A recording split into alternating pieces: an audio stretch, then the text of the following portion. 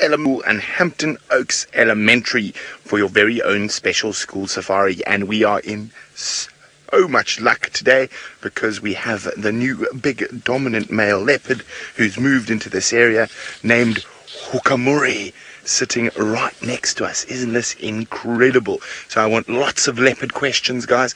My name is Brent. I got my good friend Craig on camera, and that beautiful big boy next to us is Hukumuri. And he's a little bit hungry at the moment, so I'm hoping he's going to get moving and see if he can find himself some warthogs or other animals for him to hunt. Now, leopards are predators and carnivores, which means they eat meat. Now, let's go across to Taylor, who's going looking for elephants, I believe. We are looking for elephants, but instead we found something else. And it is an African buffalo, all on his own. He was having a jacuzzi party, but he decided that he needed to use the bathroom, and he's come out now to go and maybe eat some grass. But maybe he'll come back. My name is Taylor, and on camera with me is Sebastian.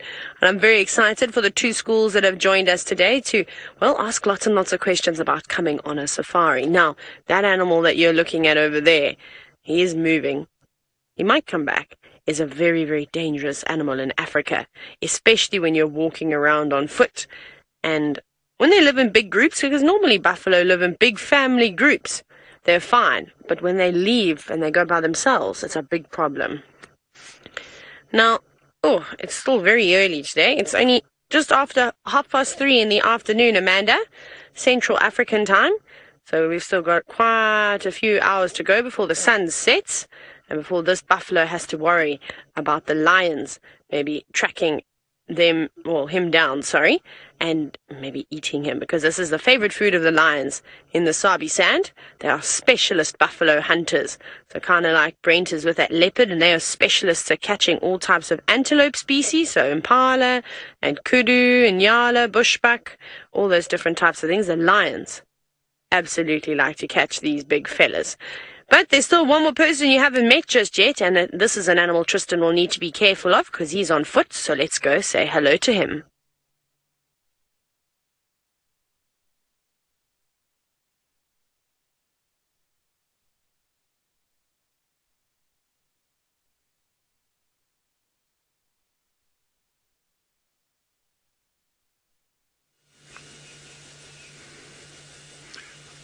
Oh dear. It sounds like Tristan had a bit of a problem. Hopefully he will be back soon. Now, he's gone to snooze. It's very hot. It's just under 90 degrees Fahrenheit at the moment. So he's going to wait for it to get a little bit cooler before he moves, unless he gets thirsty. Oh, he's yawning. Look at those teeth. Now, Sebastian, excellent question. How many leopards do we normally see? Well, Sebastian, we see Hukumuri, Tingana, Hosana, Tamba, Tandi, Talamba, Shidulu, Djuma, Kachava, and Kachava's cub. So about 10 leopards we see regularly, with our core leopards that we see being Hukumuri, Hosana, Tamba, and Shidulu these days. She's moving in, and Tandi, of course.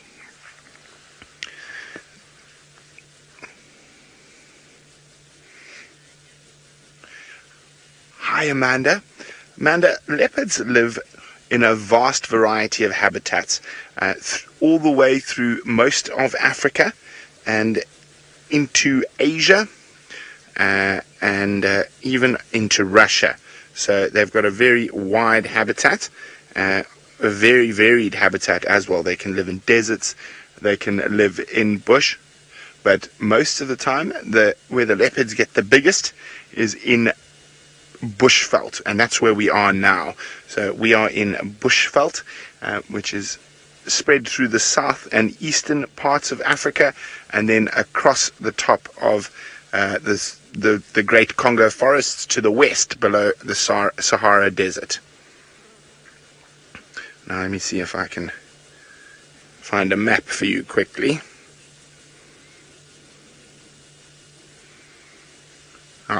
Mason, you've asked an excellent question, and that's how do you tell the leopards apart? Well, Mason, leopards have territories where they live. Oh, and he's up and he's off. Oh, this is exciting. Look at that stretch. Mason, each leopard has got a very unique spot pattern. So sometimes we will see from the different spots on them, but above his top whiskers on his face, there's a very distinct line of spots. If I remember correctly, Hukumuri is a 3-3 spot pattern, and that is as unique as a fingerprint. Now he's quite hungry, so he might go hunting. One of his favorite foods is warthog, and he will eat lots of different things though. Antelope, mostly antelope and warthog are what leopards eat. Just hold on. Okay, well, I'm going to try to keep up with this beautiful big boy. While we do that, it sounds like Tristan has managed to sort out his problems, and he wants to say hello.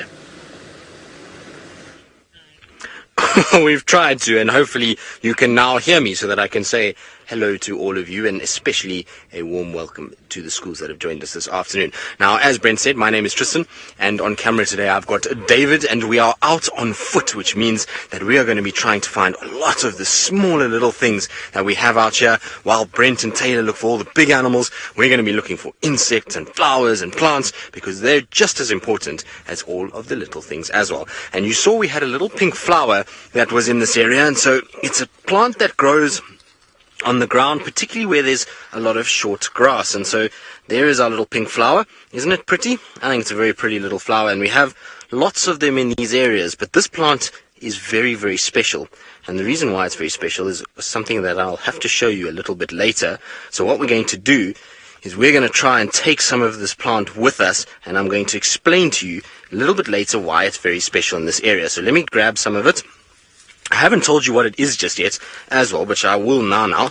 Just got to break it quickly. So there we go.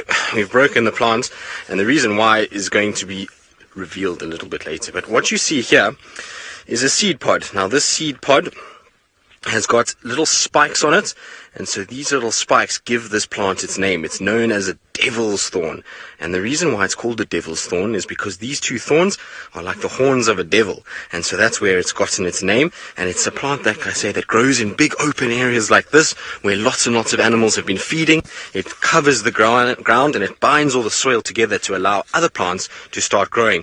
But it has a really unique little thing that you can do with it. So we're going to try and kind of fold this up. We want to get rid of these, because otherwise these can hurt us very badly. They stick inside your skin, and it can be very sore.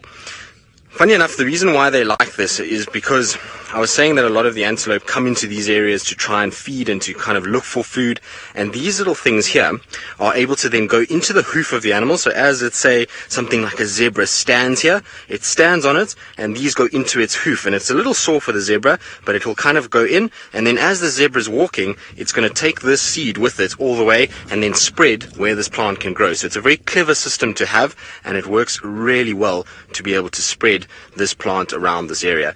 Right, let's throw those away, because we don't want those to hurt me. And then I'm going to fold this up, and I want to put this in my pocket, because we're going to use that a little bit later for something very, very cool. And it's what the people in this area use this plant for quite a lot, and so we're going to try and show you guys exactly what that's for.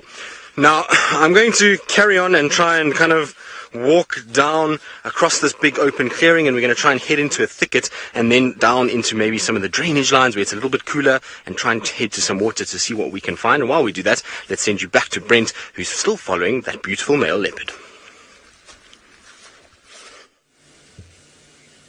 Look at this. He's right next to me. You can see how close it is. You've got to be very still when the animals come this close. Look at that. Isn't that incredible? Look how close that leopard just came to us, guys. Wasn't that exciting? Now, he's definitely hunting. Where's he gone, Craig? He's still walking behind me, so I can't move the car.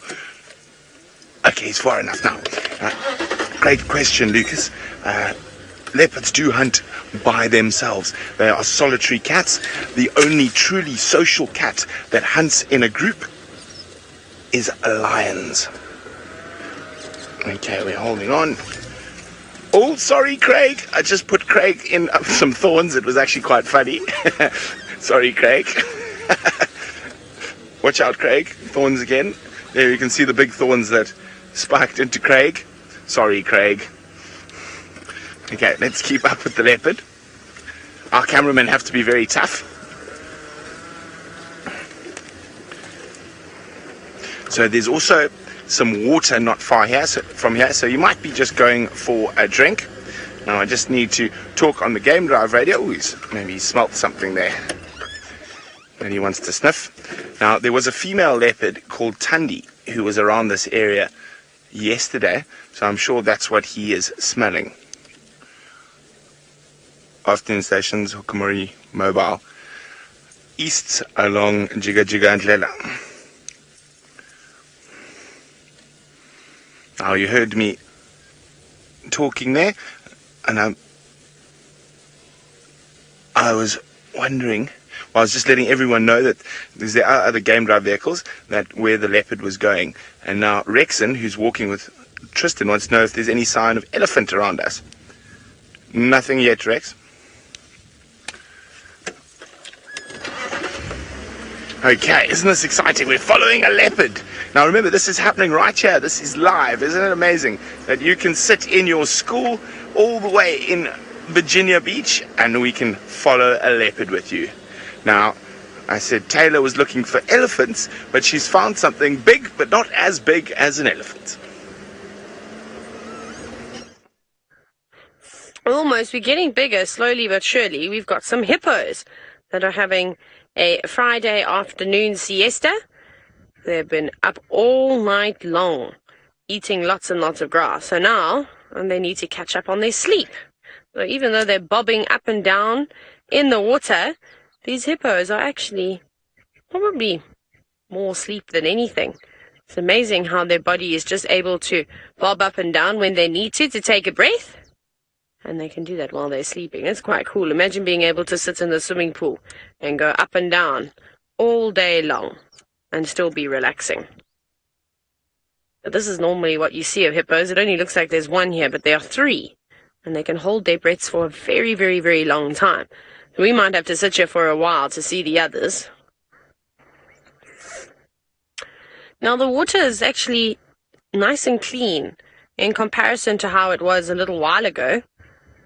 It was looking a bit sort of green with lots of algae in it. And we did have some rain. How long ago did we have rain, Seb? Last weekend. No? Last weekend. I think it was last weekend that we had some rain, Eileen.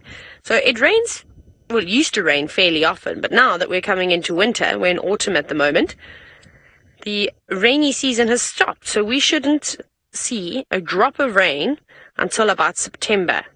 How crazy is that? We're not going to see any rain. This water is going to disappear. So that means when the water starts to dry up, these hippos are going to have to move further and further away at night to look for things to eat. So, Kate, they like to eat grass. That's their favorite thing to eat in this area. Sometimes hippos will eat a fruit from a tree called a sausage tree. It's like these, they look like big sausages. They're quite funny, but we don't really see too many of those trees around here. You have to look in the drainage lines, and that's their favorite thing to eat is of course grass. So they have to sometimes travel very, very far, especially during winter when all the grass disappears. Sometimes they'll walk many, many, many miles just to get a little bit of grass. But at the moment they don't have to go very far at all. There's lots of water around, there's lots of grass around, so there's no pressure at all for the hippos. Now, hippos are actually pretty quick runners, Lucas. So even though they look like they're not doing much now in the water, they're able to propel themselves really, really quickly. So they run along the bottom of the water, and when they do that, they make like a big wake that you could almost go surfing on. And so they're quite scary. And then on land, at night, if you upset a hippopotamus, my goodness, they can run at crazy, crazy, crazy speeds. But that's not all that's in the dam. There's actually some birds. And birding is a really cool thing to learn, because you can do birding anywhere in the world. And there's some blacksmith lapwings just to the right of the hippos. And then we'll look at the Egyptian geese at some point. Shall we start with those ones? These are the naughtiest birds that you'll find at the dams. They're very bossy. Maybe like your big sisters, if you've got any big sisters. You know how they like to boss you around if you're younger than them? These birds do that. They boss all the other birds around. They don't want to see anybody else around here, and they chase them away. Now, an animal that's missing from this watering hole that I can't see at the moment is a crocodile, but that's not to say that there aren't any in here. So yes, Melissa, crocodiles and hippos do often share the same water source, but not today. I mean, they could be sitting on the banks sunning themselves, but I did have a little look around. Maybe a little bit later we're going to go to another big watering hole in another part of the reserve on Chitwa. And there's a huge dam there, where we'll see lots of crocodiles, big ones, small ones. Oh, listen. And Hippo's singing a song. It's very hard to tell if it's a boy or a girl in the water. Very difficult. That one, though, looks like a big male. And I was hoping that one of them was going to open up their mouth and show you their big teeth. But perhaps not today. Maybe they've already been to the dentist. And there's no need to open their mouths wide anymore. See, gone to sleep again. Fast asleep. Now, something that I'm pretty good at doing in the pool is floating. Elvis, hippos are not the greatest floaters. What they do is when they're in the water, they prefer the shallow water, so they don't really like deep water too much, only when they get a fright and they feel threatened, so they need to get away. Then they'll dive deep down into the water. Otherwise, they normally hang around in water. Maybe that's, I'm trying to think of the conversion now, maybe about 3 feet, about 3 feet to 6 foot in terms of how much water. And otherwise, they bob up and down. So this dam I don't think is very deep. I mean, it looks like that hippo is standing at the moment. It's quite cool though. I can't believe he's keeping his head under the water for so long. My goodness, he can hold his breath for a long time because he's definitely not breathing through his ears, that's for sure. They're not a snorkel. Anyways, Brent has managed to find Hukumuri, that big male leopard, and I think he's on the move.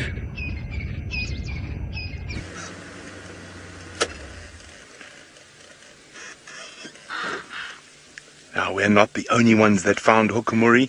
He's been spotted by some impala rams. So it's quite difficult. There we go. I'm snorting at him. Now, impala will do this quite often when they see a leopard. They'll snort at it and they'll run around, show everyone how fast they are, saying, "Leopard, you can't catch me, you can't catch me." Now, when the impala snorts like that, he's going, "Leopard! Leopard!" Now, the problem for the leopard is a lot of other animals all around this area now know that there is a leopard around, so they're going to be very careful. They're going to be watching carefully, so which means that Hukumuri might lie down for a little bit because it's hot, but I think he's heading for a drink. There's some water not far from here. There's a little pan right here that I think he's going to go have a drink at, then probably lie down again for a while till it gets cooler.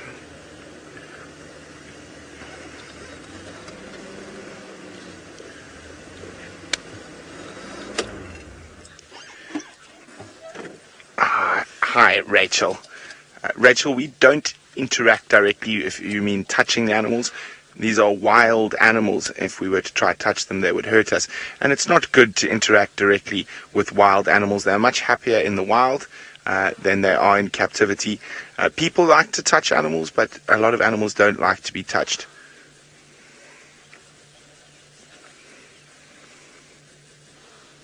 You can hear the impala going, "Leopard!" And he's not looking very impressed about being spotted. And just see them through the gap there, watching him carefully.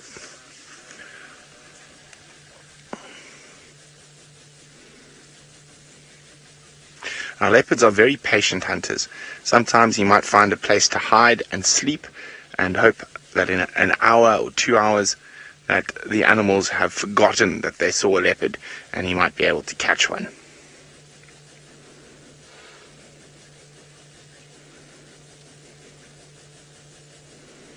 Hey, big boy, it's hot today.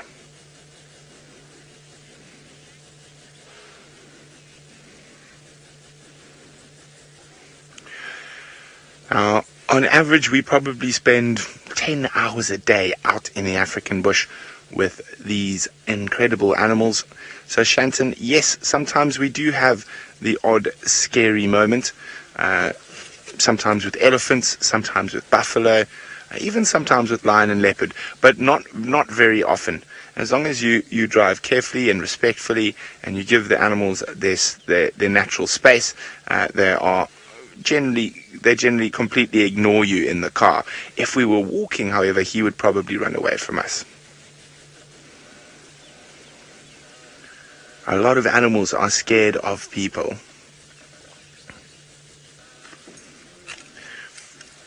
Now, hello, Becca. Becca, leopards need to eat normally once every 2 to 3 days, depending on what they catch. If they catch something very big, they might keep eating it for 3 or 4 days. Now, leopards, unlike the other cats, are able to take what they catch, if it's small enough, up into a tree, so the hyenas and lions can't steal it from them. That's why they generally like to catch small to medium-sized antelope, and that means they can put it in a tree and they can eat it for 2 or 3 days without a hyena or some other animal stealing it from them.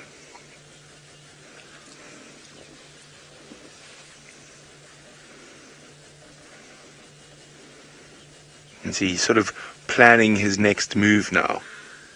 As Impala have spotted him, as I say, I think his next move will be to have a drink.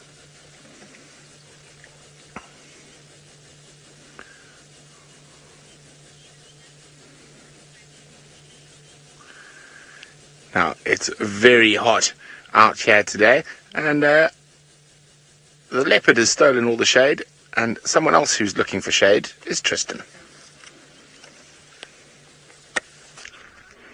Well, we are looking for a little bit of shade, not only because it's more comfortable when we're walking out here in this strong African sun, but also because this is where a lot of our animals are going to be, and a lot of the insects and those kind of things. As we walk through these shady areas, things like buffalo, elephant, they like to go in the heat of the day and try and hide away as much as possible. Now, I was talking about elephant, and actually there's signs of elephants being here. Not very, very fresh signs, but there were elephants here at some point, and we can see over in this direction is what they left behind. Now, this is a big pile of elephant poo, and look at how big it is. If I stand here and I use my hands, can you see how large it is? So this would have been from a big male elephant that would have defecated in this area and dropped his dung.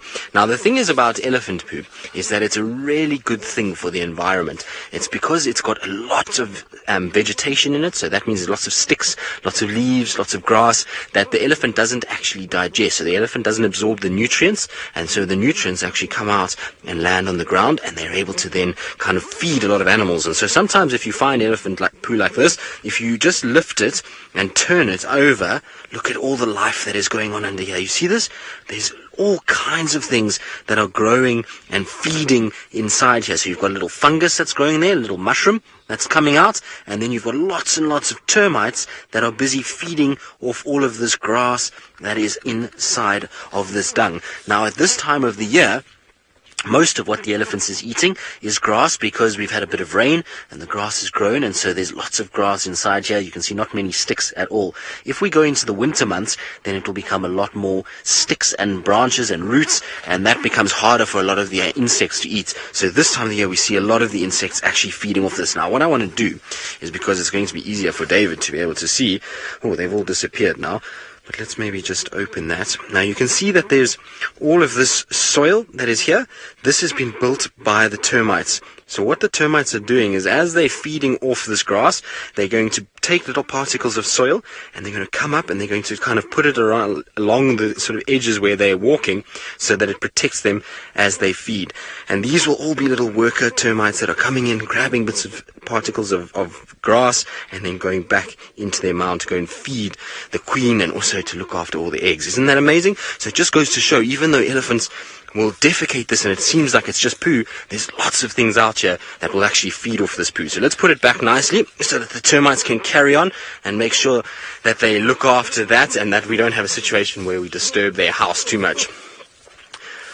So Zoe, yes, we do see the animals playing. Often we see the animals playing. We'll see animals kind of moving around in these areas that will go and they'll sort of play in water. If they're elephants, they'll push each other around. You'll see animals in the early morning when it's very cool. That's when they play and they'll go after each other and kind of chase each other around. And it's all important for these animals because playing is often a way so that they can practice skills that they are going to use later in life. So a lot of baby animals will play a lot. And that will be to practice to hunt and to practice to find food, to dig, to be able to fight for dominance, which is to basically become a big daddy or mommy individual. Good. Now we're going to try and find a way through here and get down through this little thicket. Now, Braylon, yes, there is venomous animals here. We get venomous snakes. And we get venomous scorpions. So there are lots of those that we get in this area, and we have to be careful of them. We have to have a situation where we're always watching out, watching where we step, so that we don't stand on any venomous snakes as we go along.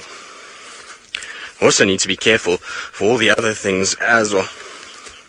Good. Now, while we kind of walk through here and keep our eye out for any of the big animals and make sure we also don't stand on any snakes, let's send you back across to Brent, who's got a dangerous animal, but he's very, very sleepy.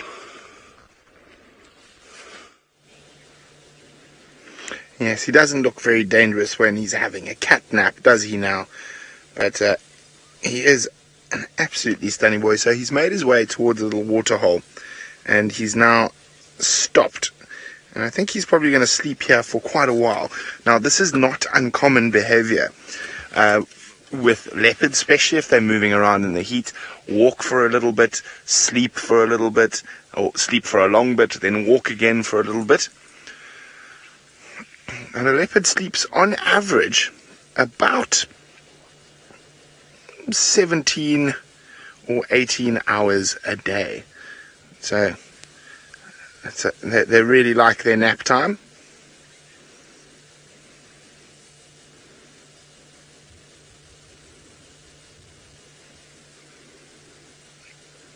And he's found himself a very good spot there because it is very hot, which means other animals might come down to drink, and he's very well hidden.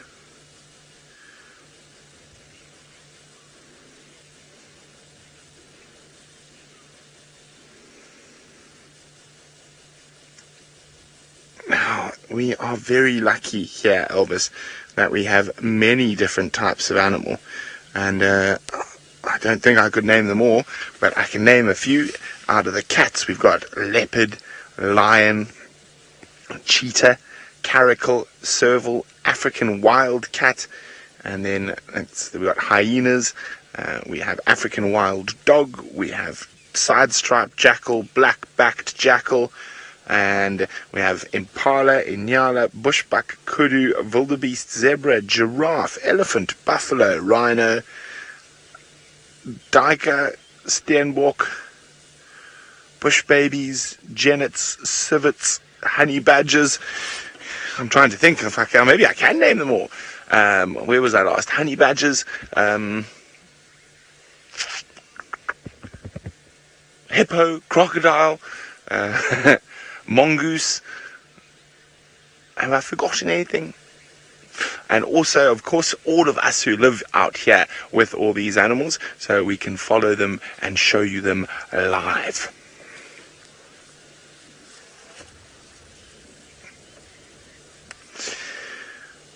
Whew, there's a difficult question from Melissa.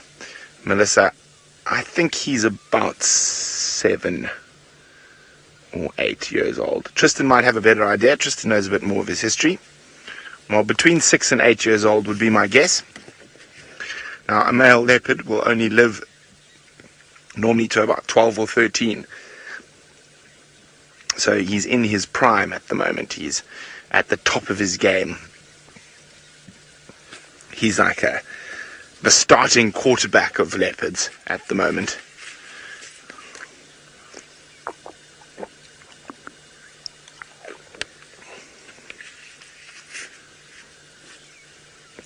But, of course, I only told you about the animals. We've also got lots and lots of birds. And it looks like Taylor's found one.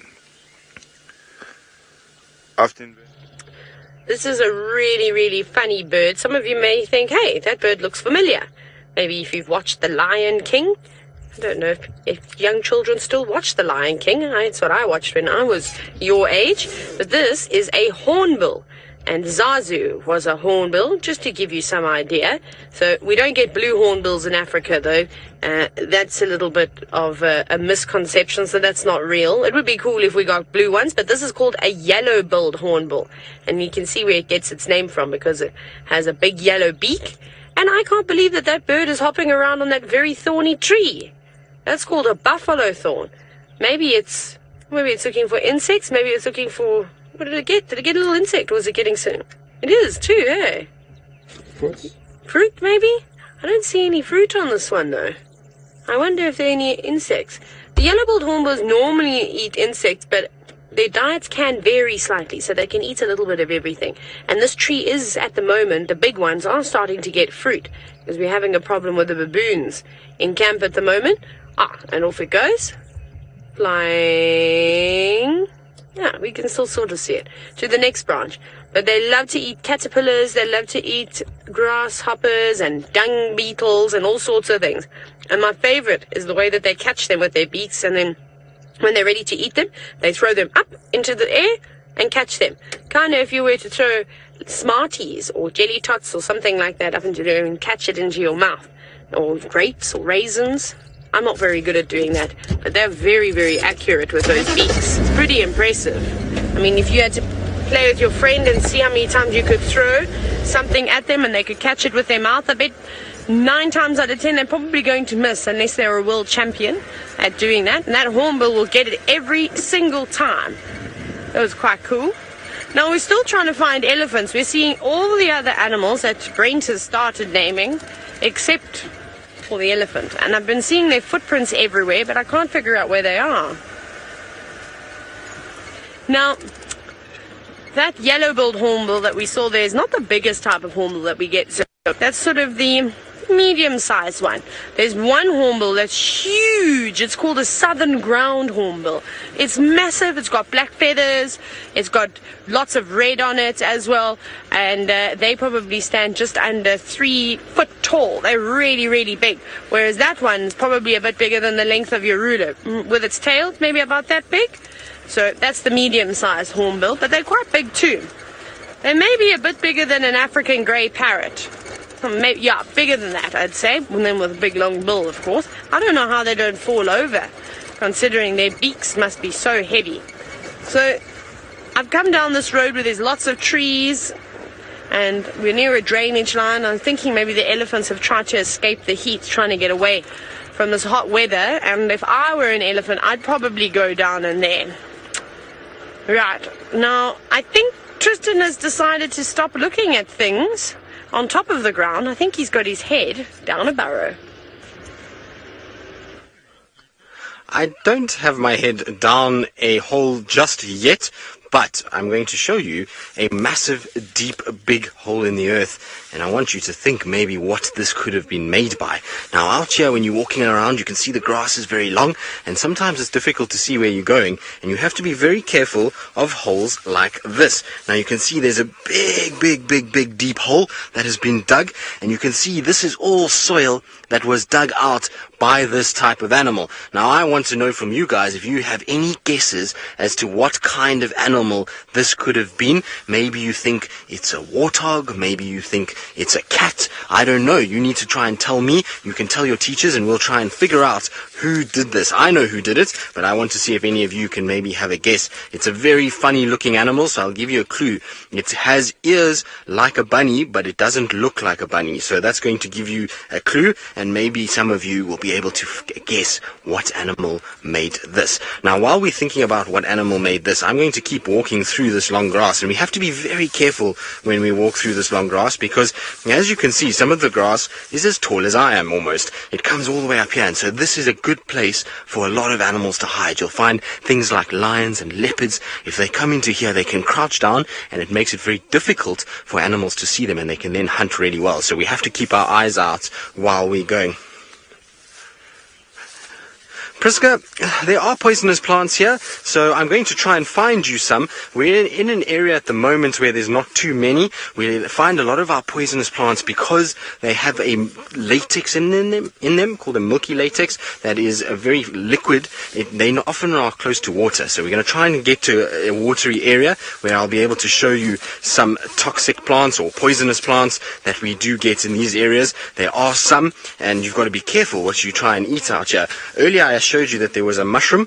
Now most of the mushrooms or fungus that we get here in this part of the world are not something you can eat, so they are actually toxic to us and something that we have to be a little bit careful of.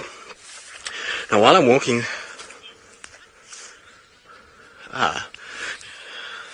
Luca, no, it wasn't a groundhog, but very good guess. It's not one of those. Maybe somebody else can have a guess. Now, what I've got up here, as I've noticed, is a nest for a bird. Can you see it all the way up at the top there? So that is a nest for one of our bird species. Difficult to say which bird exactly. There are lots of different types of birds here in southern Africa, and so it makes it hard for us to know exactly which bird that is. It's a little cup nest, and so probably, difficult to say, maybe one of the babblers or something like that built it. And you can see how clever this bird is. It's built its nest in a thorn tree, so there's lots of thorns that are helping to protect that bird's nest, and it's keeping lots of predators away, like other birds, snakes, and those kind of things. So it's very, very clever to have these kind of thorn trees around a bird's nest. But I don't think the nest is active. Doesn't look like there's any young ones in that nest at the moment. Now, Nathan, we don't have any coniferous plants here, so we don't have any Venus flytraps or anything like that. Most of our plants here, unfortunately, do not eat things. There's enough predators out here already. I think if the insects had to deal with coniferous plants, they would have a really tough time, because we've got lots and lots of birds, lots of big cats, and all those kind of things that make life very difficult for our insects as it is. Now, we're still just trying to kind of walk through, and we're hoping that we're going to go over this little ridge and try and see if we can get to a water point, because I still need to show you the plant that we saw earlier, what it does, and I need water for that. So I'm going to try and get to where there's the nearest water. While we do that, let's send you across to Brent, who's still with the sleeping leopard.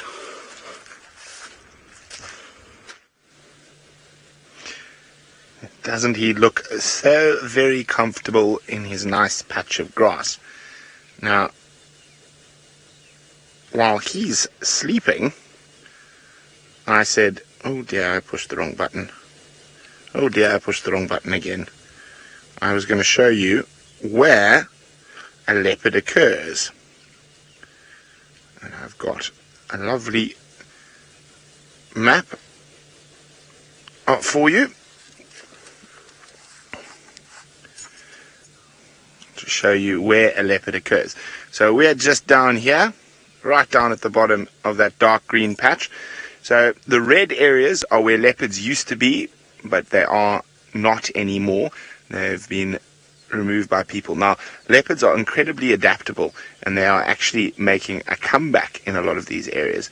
But you can see leopard occurs throughout most of Africa, apart from the driest desert up here in the Sahara. That big grey patch there is the Sahara Desert. Across through the Middle East, also missing that very dry patch there. And then throughout India, into Asia, China, and then all the way up to Russia. Isn't that incredible? So probably the most, actually not probably, it is the most widespread of the big cats.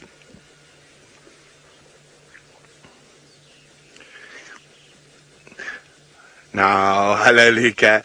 Luca would like to know how many people come on our vehicle. Well, Luca, your whole classroom's on our vehicle at the moment.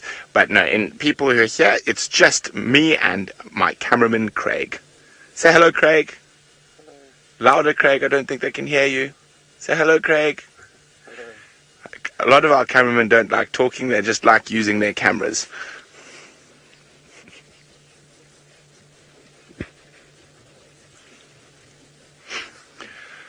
Wow, that is an excellent question, Cooper.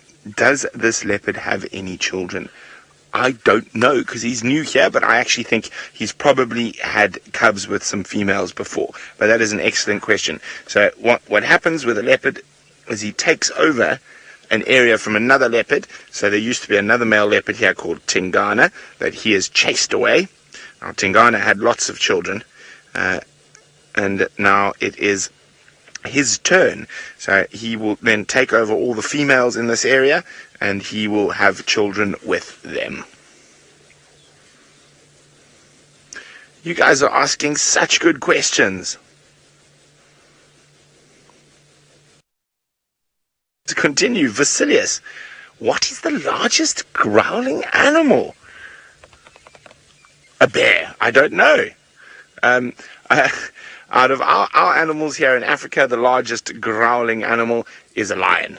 But I think if we had to think about the largest growling animal in the world, it would probably be a grizzly bear or a polar bear. Good question, Vasilius. Now, to which animal has the loudest growl, I'm not sure. Elephants can make growly noises and roar, but I suppose that's not a proper growl. A growl is definitely a predator thing, rather than a herbivore, which elephants are. So remember, leopards are carnivores, elephants and hippo are herbivores. So leopards eat meat, and hippos and elephants eat grass or trees. Now, we're in an area called the Sabi Sands Game Reserve. It is a private game reserve that has no fence with the National Game Reserve, the national park called the Kruger National Park. So the animals are free to wander over a massive area of around 5 million acres. And yes, visitors are welcome to come. There is a lodge on where we are now called Djuma, and we might even see one of their cars come join us at this leopard a little later.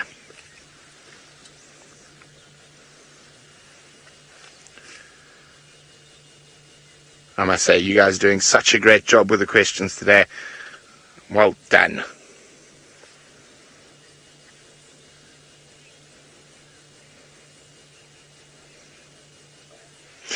Well, I see Tristan's been playing detective with you, so let's go find out who made the hole in the ground. Well, the hole in the ground is something that maybe none of you will get, but Vanessa, you guessed a meerkat. So no, it's not a meerkat that we've got. It is a different type of animal, and like I said, it's got big ears like a rabbit, and then it also has a long nose, and so it's an animal called an aardvark. Now, an aardvark basically is an Afrikaans word. So Afrikaans is a language we have here in South Africa that basically means an earth pig. So aard is earth and pig, or vark is a pig, and so that's what it basically means. And it's called an earth pig because it basically goes towards all of these kind of ground areas, and it digs with these big front paws that have got claws on them, and they dig up and they try and then get in underground where they'll then rest and hide out from predators.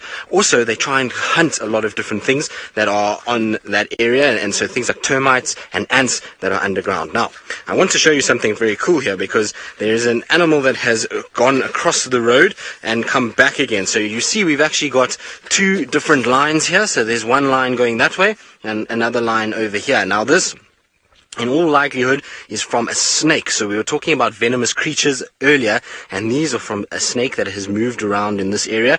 And we know it's a certain type of, well, there could be only one of two snakes. So there's two different types of snakes that make this particular type of track. One is a python, an African rock python that get really large, but are not venomous. And the other one is something called a puff adder. Now, puff adders are very venomous, and you have to be careful. But this snake is still a small snake, and we know it's a small snake because the actual width of the track is very narrow. So it's not even as wide as my finger. A very big snake would be a very wide track like that. But what you can see is as this snake was going along, you see how it's dragging its tail in there, and its body is a little bit wider. So there's the tail in the middle, and then the wider body on either side. So this was a snake that was moving and probably went one side and then came back the other way, which is pretty crazy to see. Lots and lots of snakes will move in the heat of the day like this. We have a situation where it's been very warm and snakes are very active in the warmth.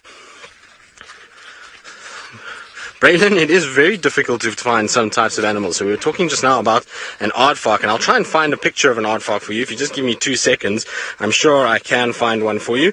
So let's have a look. Now, something like an aardvark is very difficult to find because they do go underground. So a lot of the time we have a situation where animals will hide from us.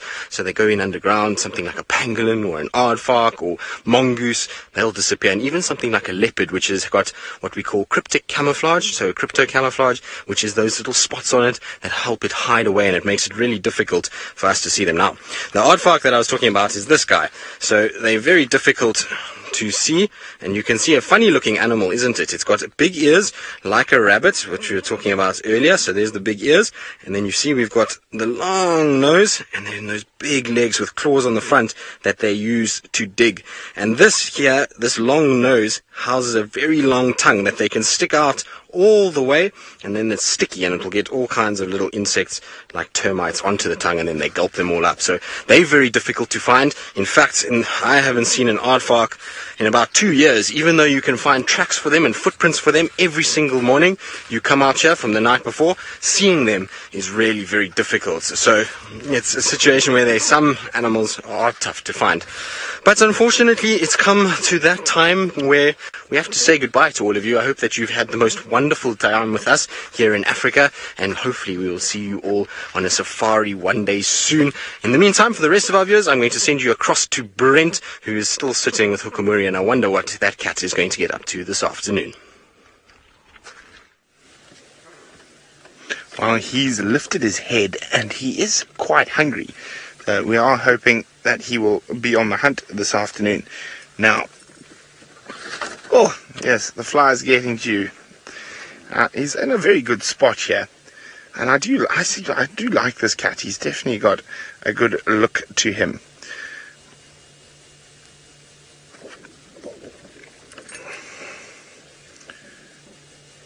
He always looks grumpy. Now, for those of you who might have just been joining after the school drive, remember you can send your questions through by using hashtag Safari Live on Twitter, or just pop it on whichever feed you are watching. Now, I think the male leopard dynamics at the moment are incredibly interesting, and I've got a few of my theories to why it is happening as such. Now, we know Hukumuri has been having a little altercation with the Anderson male. And he had a little altercation with the Anderson male. And since that altercation, he seems to be spending more time on Djuma and more time further and further to the north. So I'm going to show you quickly. How's that, Craig? There. So yesterday morning, we found him. Let me just get my bearings. Okay, we found him over here. So that's where we found him. He then went down here. This is yesterday morning. Now, Anderson's traditional territory boundary is just off this map here. So he went down here, and he went up here, and then he came back into Djuma there. We didn't find him in the afternoon, but he was around here. Then last night, he walked like this, and then down again, down like that, onto the dam. No, was it this morning? No, he went through here somewhere. Sorry, he didn't go through to the dam.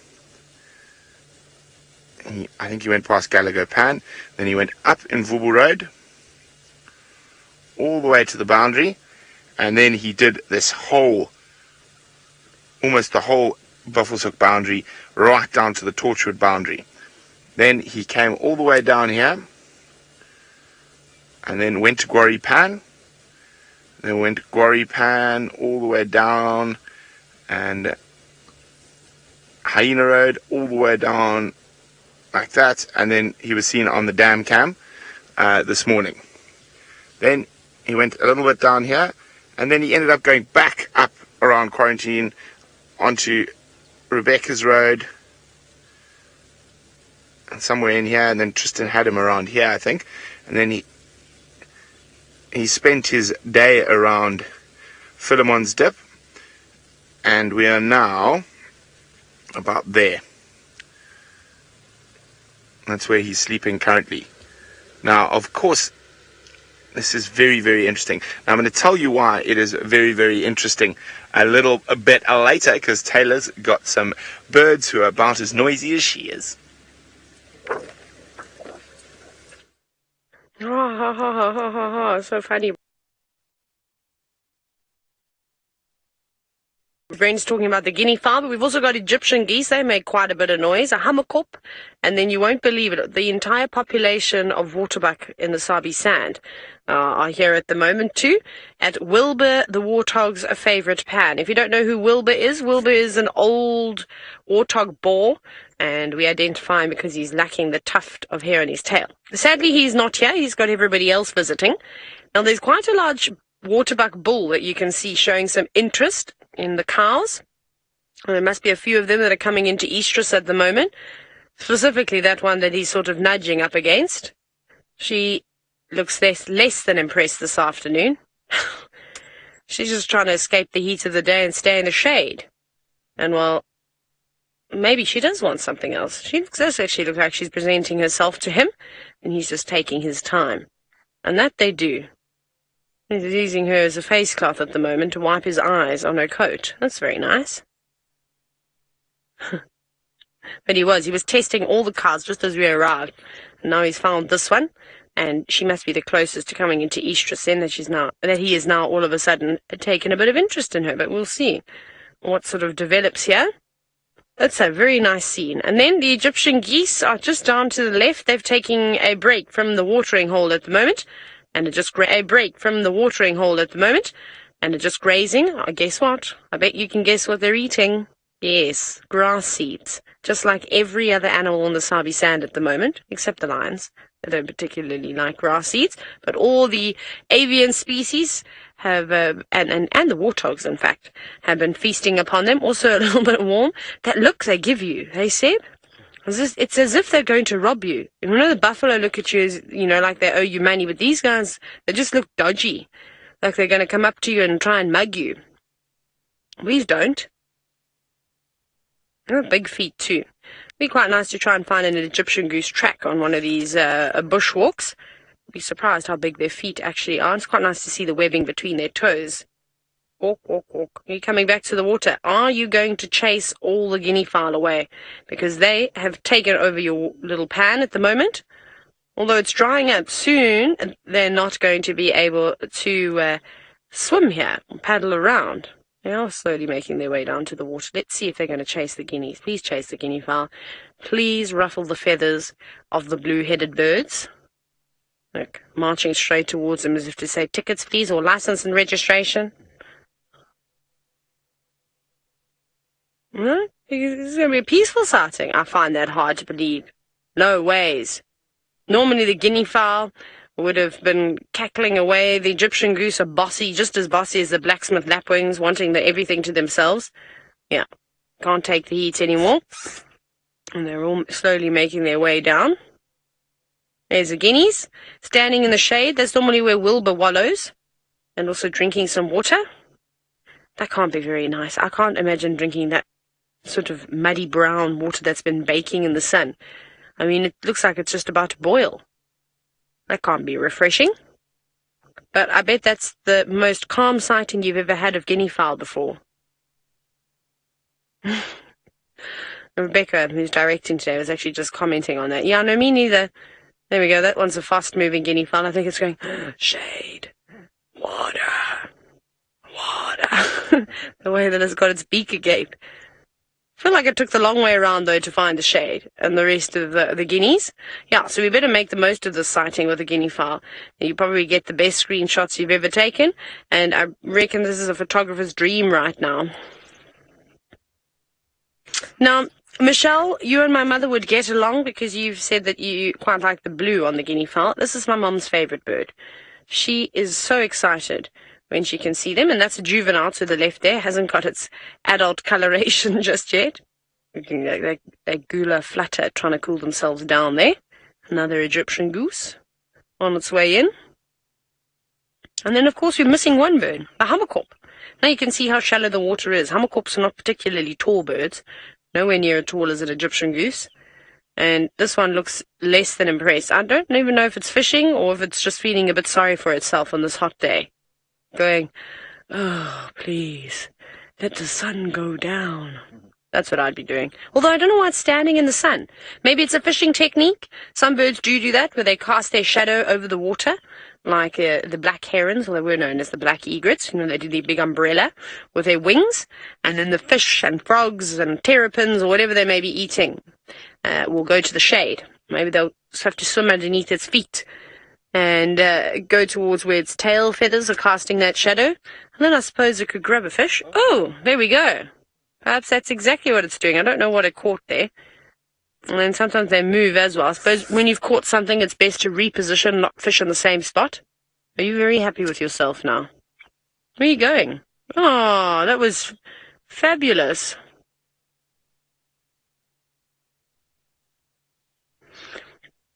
Now, I know that the schools are actually still watching. Now, for those lovely children who are very artistic, and if you aren't, it's fine, I'm not, you can try. On the 8th of April, it's Draw a Bird Day.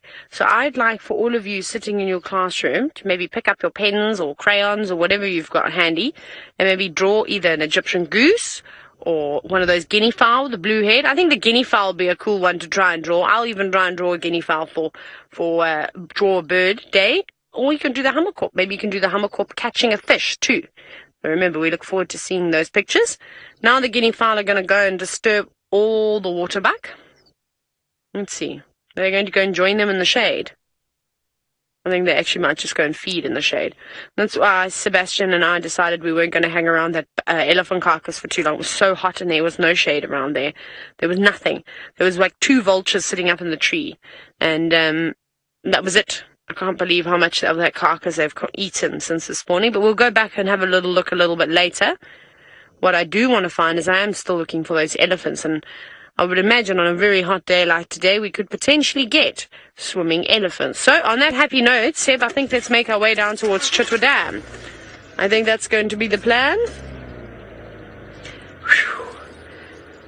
I think I may have to apply another layer of sunscreen, otherwise I'm going to end up burning, and drink lots of water. Anyway, Tristan is getting quite warm. He's walking towards a puddle of water. Perhaps he's going to hop in. Well, we are quite warm. We've already walked past water at the moment. We thought maybe we'd find something sitting at the water, but there's actually nothing really there to speak of. It's just a couple terrapins bobbing about and taking it very, very easy. So I was hoping we are going to see a lot more action in terms of even antelope species that might have been drinking. Now, Patrick, we were talking about aardvarks earlier, and you're asking what's the difference between them and a anteater. So generally here in South Africa, an anteater is referred to, well, it's another name for pangolin. So like a scaly type of anteater is a pangolin. But an aardvark, well, I mean, that's the difference for us here. I don't think there is anything that is actually physically kind of deemed as an anteater here in South Africa that's got that name. The only giant kind of anteaters that you get are in South America, and probably from a very similar order, but a different family grouping, that's for sure. Obviously, one occurs on the American continent and the one here in Africa. But essentially, the anteaters that I've seen in South America, not personally with my own eyes, but what I've seen from images and things like that, a lot shaggier coat. Our aardvarks have very little fur on them. They have these kind of long, stubby tails and this long snout that is almost pig-like with rabbit ears, whereas the anteaters in South America have long, shaggy coats, long, shaggy tail, not bare tail, and they also have an elongated snout, but it doesn't have that same kind of pig-like rounded end to it. It's got a much more kind of sort of curved off end, and they also have very small ears in comparison to what our aardvarks have got. So that's kind of the basic differences. But here in South Africa, if you had to say like a scaly anteater, here, that would be something like a pangolin, whereas an aardvark is obviously on a different sort of plane and doesn't look anything like a pangolin at all. So that's the kind of differences for us here, but like I say, worldwide, the anteaters are a little bit different. Now, I'm still going eastwards now. We're going to head from Treehouse Dam, which is where we were. We're going to try and head towards the Mulawati and see if we can pick up maybe some Ellies around that area. So while we head there, let's send you back to Brent, who's got Hukumuri that is busy moving about.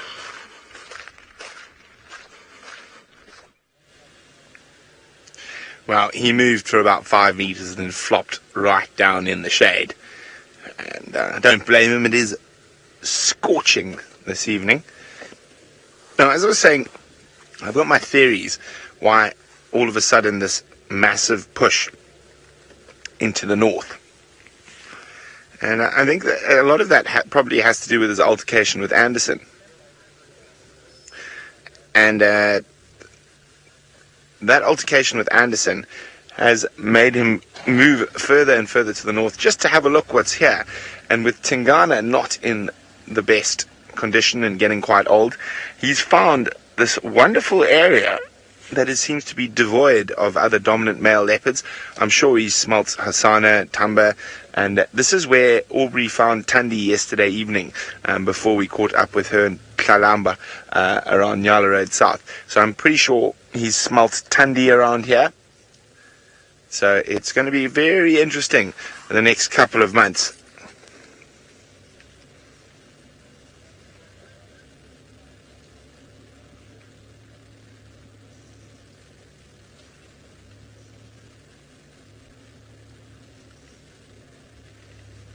So I think we're in for some very interesting times at the moment.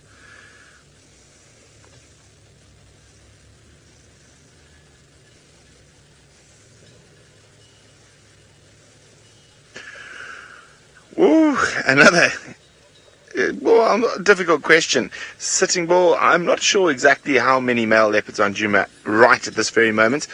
I'm not sure whether Hosana is still around or he's moved off Djuma. I think he might have moved off if Hukumuri was making a lot of noise and calling like he was last night. So, and I would say probably presently at this very moment, there's Hukumuri and possibly one other. Either Tamba or maybe even Hosana could be on Djuma. But I'd say that's the total amount of male leopards we currently have today. Now that can change from a daily basis.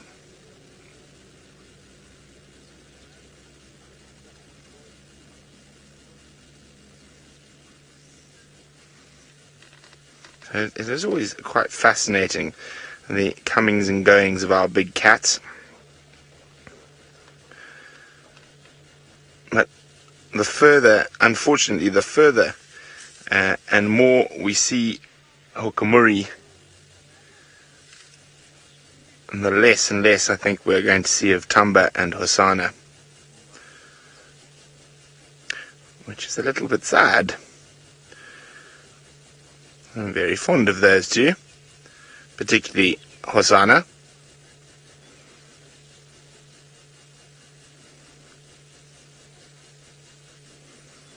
But that is the nature of the game out here. We are in a wild area and situations change regularly.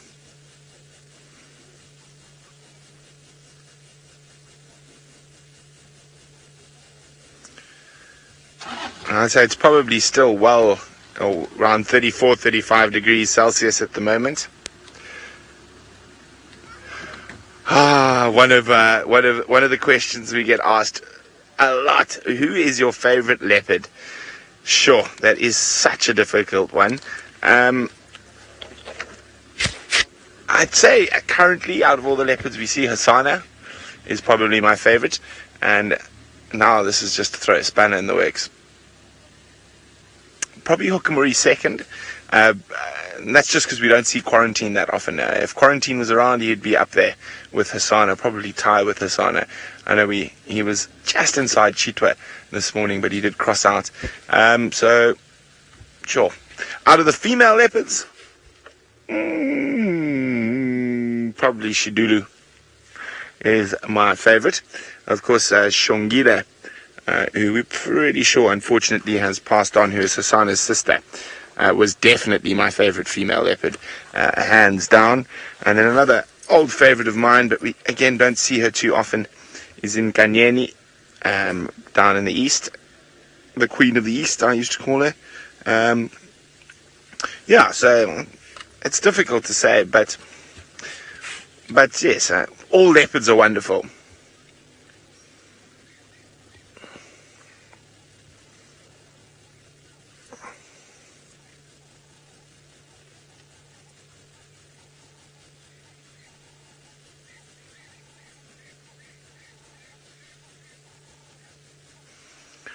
It is scorchingly warm at the moment. You can hear some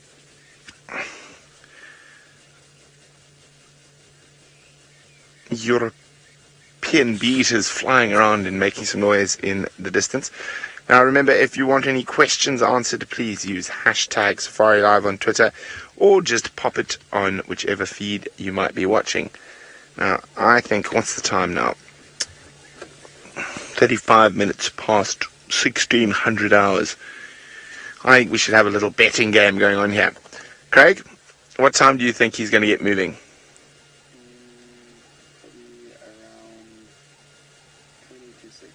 So, and Craig's guess is 1800 hours and 40 minutes. I think that's a very... Oh no, sorry, 1700 hours and 40 minutes. I think that's a very good guess. I'm going to go 1700 hours and 45 minutes. Let us know what time you think Hukumuri is going to get going, and we will see who's going to be the closest. Rebecca says 1800 hours and 5 minutes.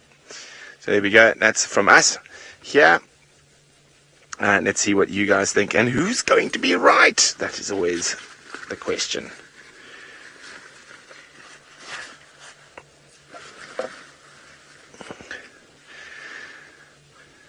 Well, let's do the rounds. Let's see what time Tristan thinks Hukumuri is going to get on the move.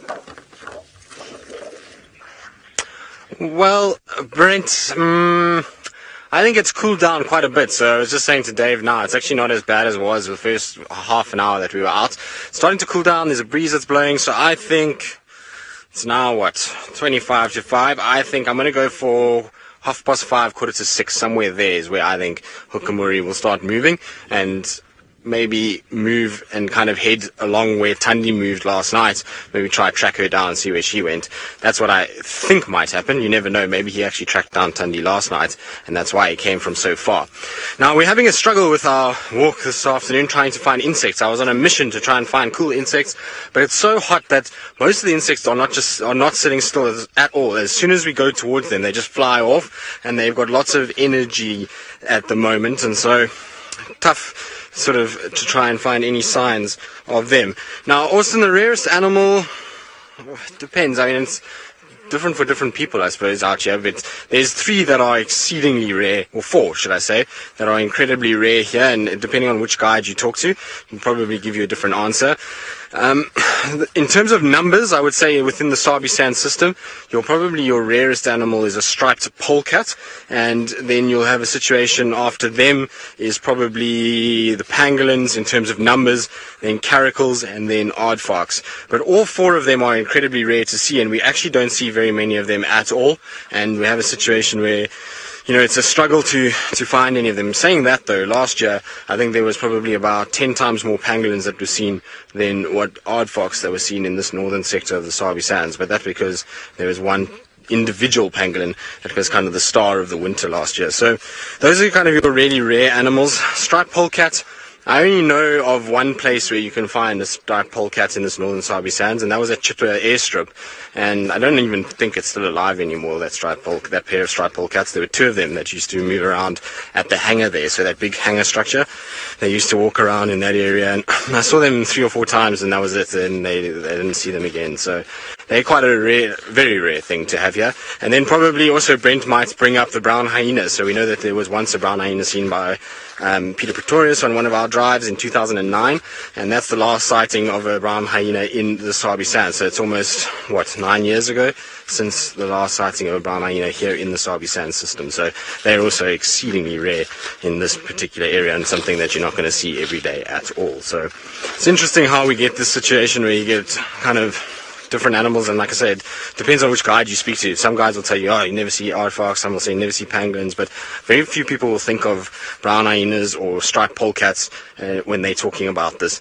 But it's interesting also while we've been walking, because we've covered quite a bit of distance already this afternoon, and I'm yet to find a 100-meter stretch of road that doesn't have a hyena track on it at the moment. With this elephant carcass, it's just hyena tracks absolutely everywhere, all over the roads and just going in every direction. So they've covered some serious ground. It's actually making it quite difficult to work out where their sort of den sites are, because when you get onto a road, it's just this kind of smorgasbord of hyena tracks going in every direction. Doesn't really give you a nice kind of back and forth sort of linear pattern that we were hoping for. The only place that I've seen that is down on Gari Main, where they go into Hofmann's. There's a lot of back and forth on that particular pathway, so I think the den might still be inside there, and maybe Hart, which is one of Gwen's offspring, who's lactating, maybe she's denning that side, but we'll just try and see. Maybe tomorrow morning is a good chance to try and follow the hyenas. Anyway, let's send you across to Brent, to, well, apparently the flattest cat there ever was in the Sabi Sands.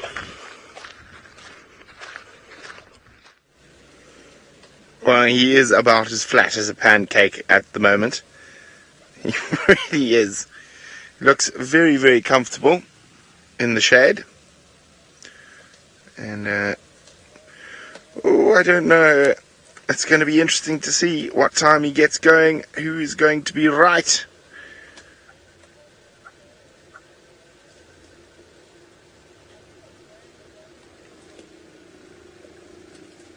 He is a very, very comfy flat cat. And for now, he's got all he needs. He's got water close by. He's got...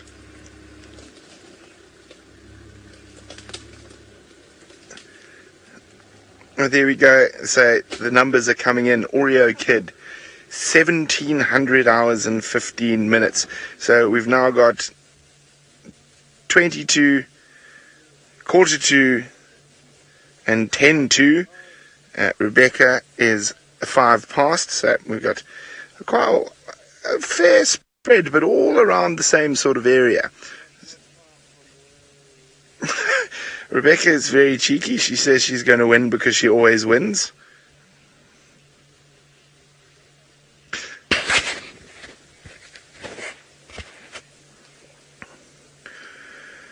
Now, quite interestingly, of course, there is another male leopard in this whole, what I suppose, drama that's playing out in this area at the moment. And that is, of course, Djuma. So, James, I think his movements have definitely affected Djuma. He was in Djuma territory properly today, while the boundary of Djuma-Tingana territory. And according to Rexon, apparently while I was in Kenya, he did give Djuma a bit of a hiding and actually won the battle there. So it's such an interesting thing. It was, with a lot of these sort of things, what happens is, well, Djuma might have been in a not so good, or he might not have eaten in a while, he might have been a bit weak, he might have run. Now he might be fat and healthy and happy and ready for a fight. So there's a whole bunch of scenarios that play in to the leopard dynamics at the moment. But I don't know, will he push Djuma? I'm not sure. We'll have to wait to find out, because we were convinced at a stage that Tingana was going to push Djuma and he didn't.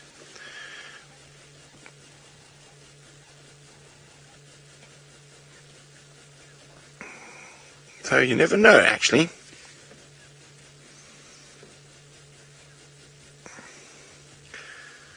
I wouldn't complain too much if he decided to never leave Djuma.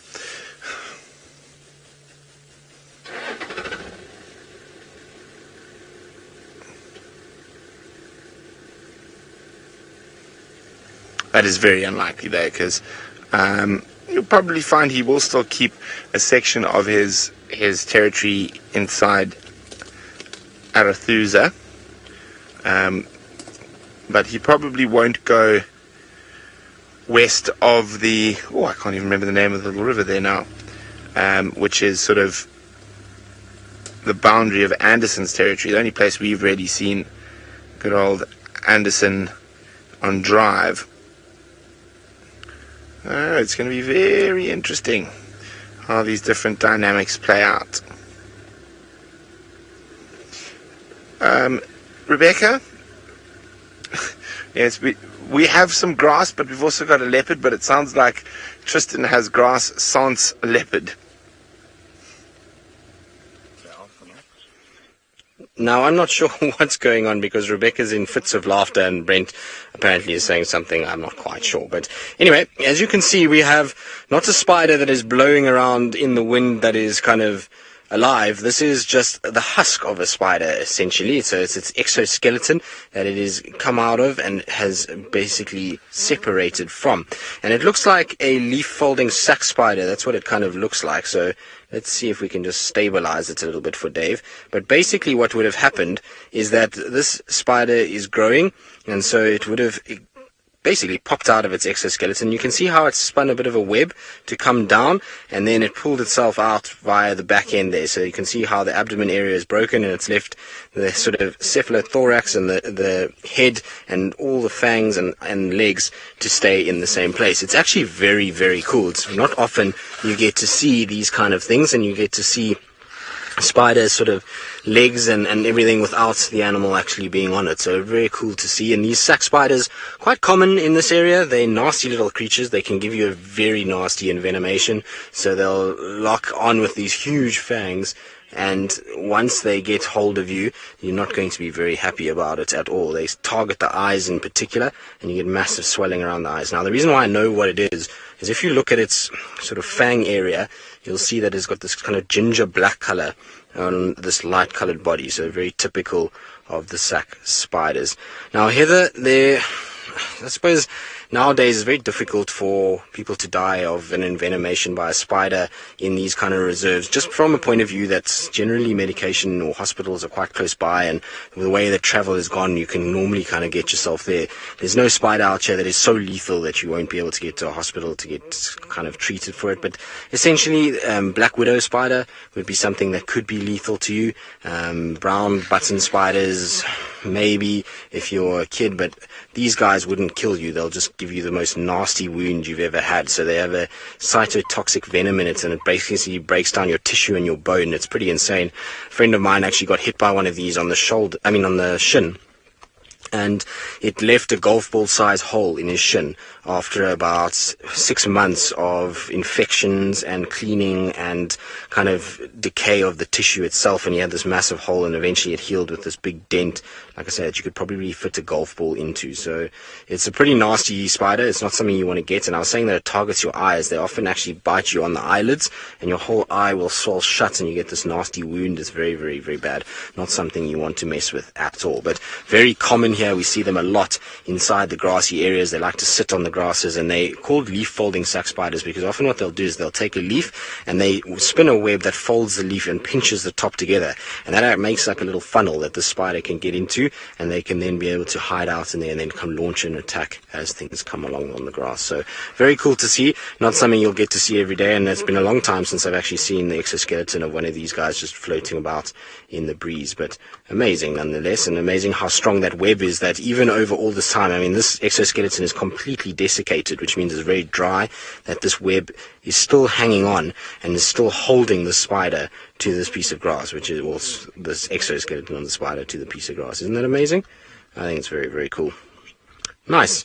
It's missing one of its legs, though, unfortunately, which probably got taken off at some point with the wind.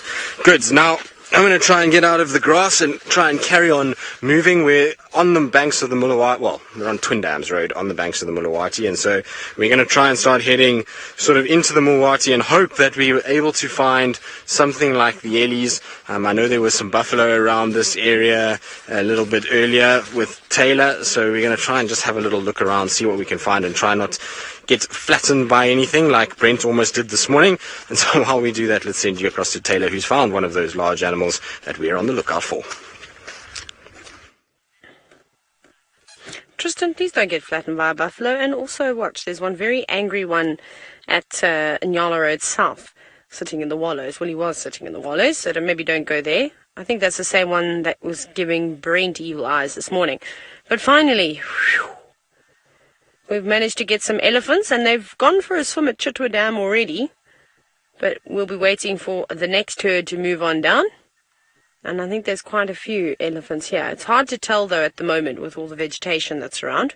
But that's a youngster, just following behind Mum, munching on something delicious. What are you eating? Grass. I can't really, it looks like it's eating grass. The grass has definitely greened up quite a bit after the rain. And Seb was just telling me now that we're supposed to be having thunderstorms tomorrow. It feels like we're going to have a thunderstorm, although there's no clouds building just yet. But we know how quickly the weather can change. It's still pretty blue sky. There's some, you can sort of see like a white clouds building in the distance, but nothing just yet. It's almost like a haze more than anything. But maybe there'll be a big storm coming from the east. And we'll see some cumulonimbus clouds building. For now, it's fairly clear. It would be nice if we could get one more downpour, of course. There's another cow. We're just letting them feed around us because they're coming from all over. Ellies actually in the sighting with me as well. She's down on the other end. And it's quite a large group of elephants. I think if we sit here and just let them feed around us, we could get some really nice encounters.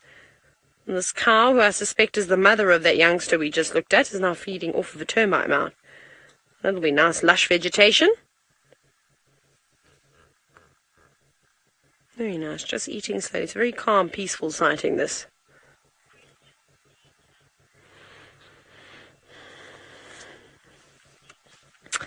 Now, speaking of thunderstorms, Sina, I suppose a thunderstorm is dangerous to any animal. I mean, there seems to be quite a few animals that can get struck by lightning. I've never seen an elephant being struck by lightning.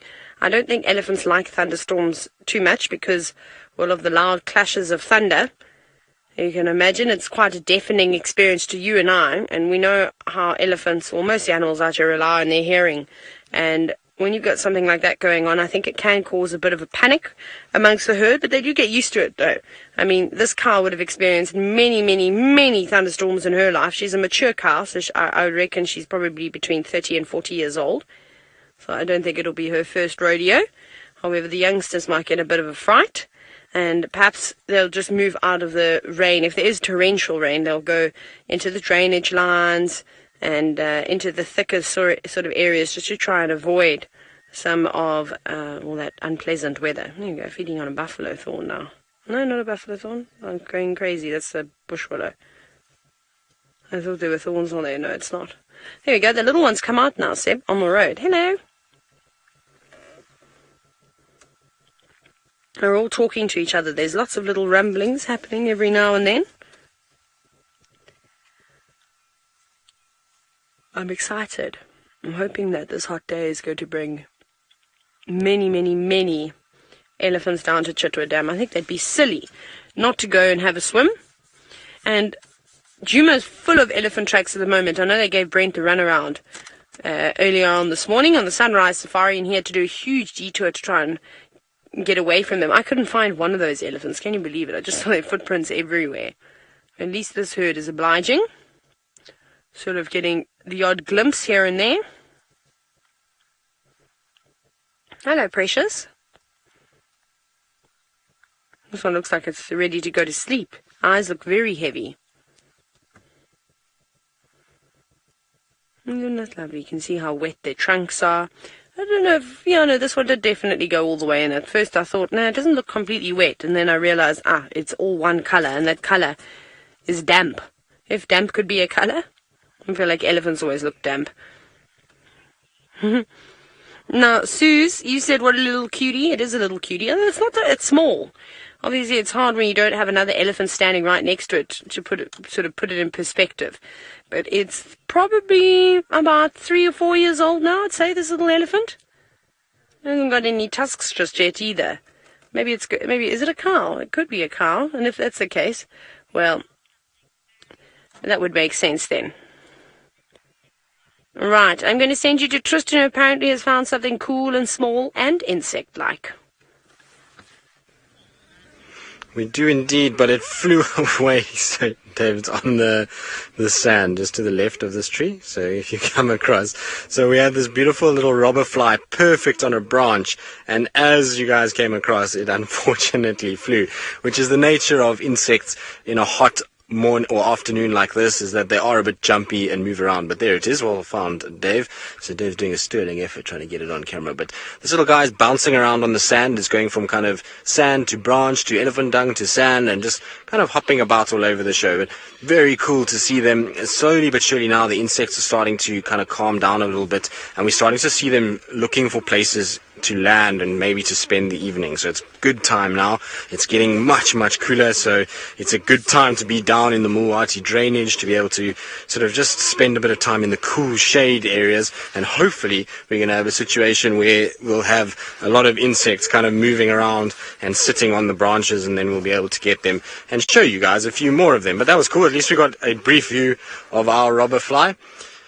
I'm sure I heard a antelope walking around here somewhere, which sounded like maybe some nyala or something. They were quite heavy set antelope. But anyway, we're going to try and carry on up the Mulwati, see what we can find. While we do that, let's send you back across to Telamakodi and those beautiful grey elephants that are going uphill, I believe, at the moment.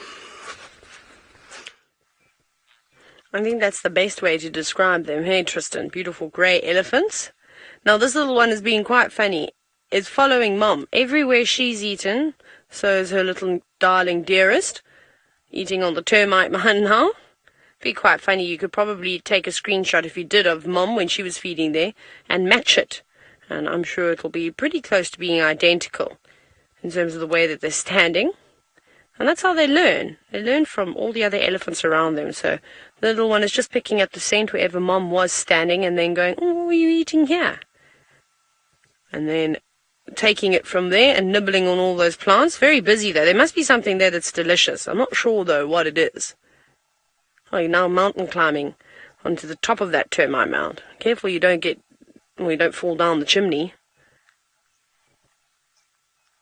That's Father Christmas's job, not an elephant.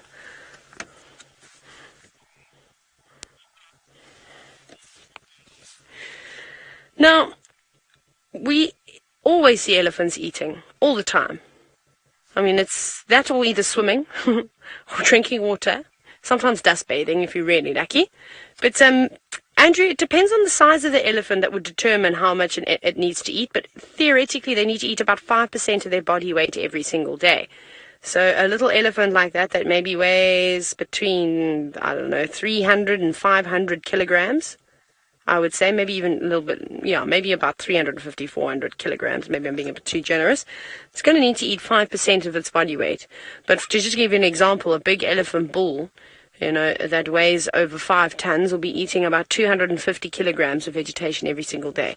Now, elephants are predominantly grazers, so when grass is available, that's what they will choose, and we saw that clearly in the Mara.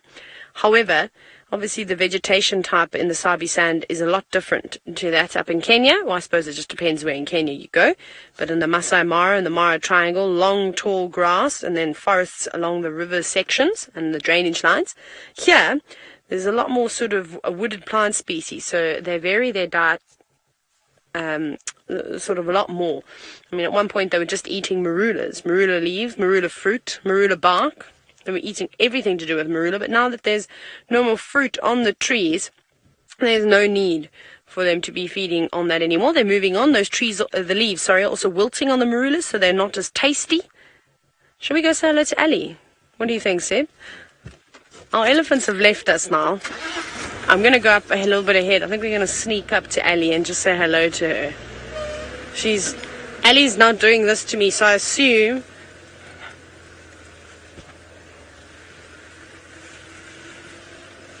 I don't know, she's doing hand signals at me, so I'm going to do the lights at her now. She's saying I must come. She's doing this to me, hey? I don't think she knows that we're live. We just flash her lights at her. She's probably laughing. She's waving me on.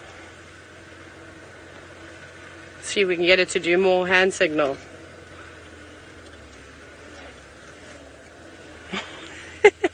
Her guests are probably thinking, who is that idiot? Ah. She's now telling me to whoa. Whoa. Okay, but can we say hello to Ellie very quickly? Say, wave, Ellie. Wave. There's that crazy girl. There she is. I bet we've missed her. I haven't, though.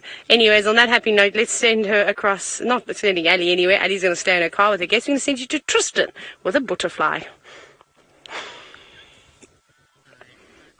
Well, we're still with robber flies, but this time we have mating robber flies somewhere in amongst this elephant dung. Dave, have you found them yet? You think so? Okay, good.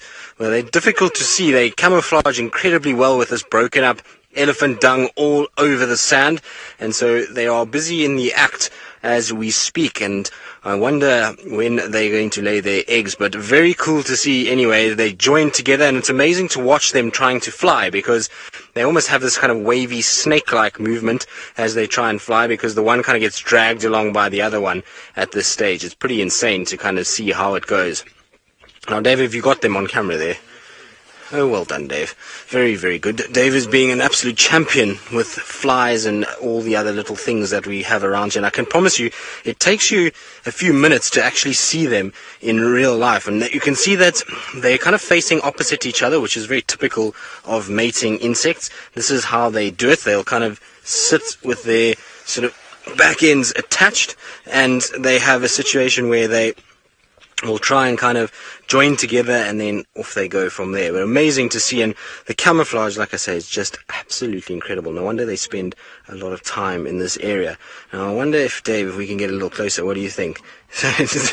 Dave's trying to lie down a little bit and try and get a little closer to them so he can show you guys a little bit more detail what's going on. But it's not very easy when you've got a backpack and an aerial attached to you and a whole bunch of insects that are a bit flighty and like to move around. So it's never the easiest thing at all. But you can see they've got really large eyes. So these guys rely a lot on their eyesight. They're very receptive to movement. So when you move too much, they fly away very quickly. So it's taken a bit of painstaking stalking to be able to get close enough that we can actually see them in some detail. Very, very cool though. Big powerful wings and big powerful abdomen as well, with the legs coming down. So pretty typical of the robber flies themselves. But I don't know now if they're going to move at this stage. I don't think so. I think they're too busy with what they're doing, which is great for us. You can also see that they've got a little proboscis that's coming out, which is not something we get to see on these guys very often because of how much they do move around.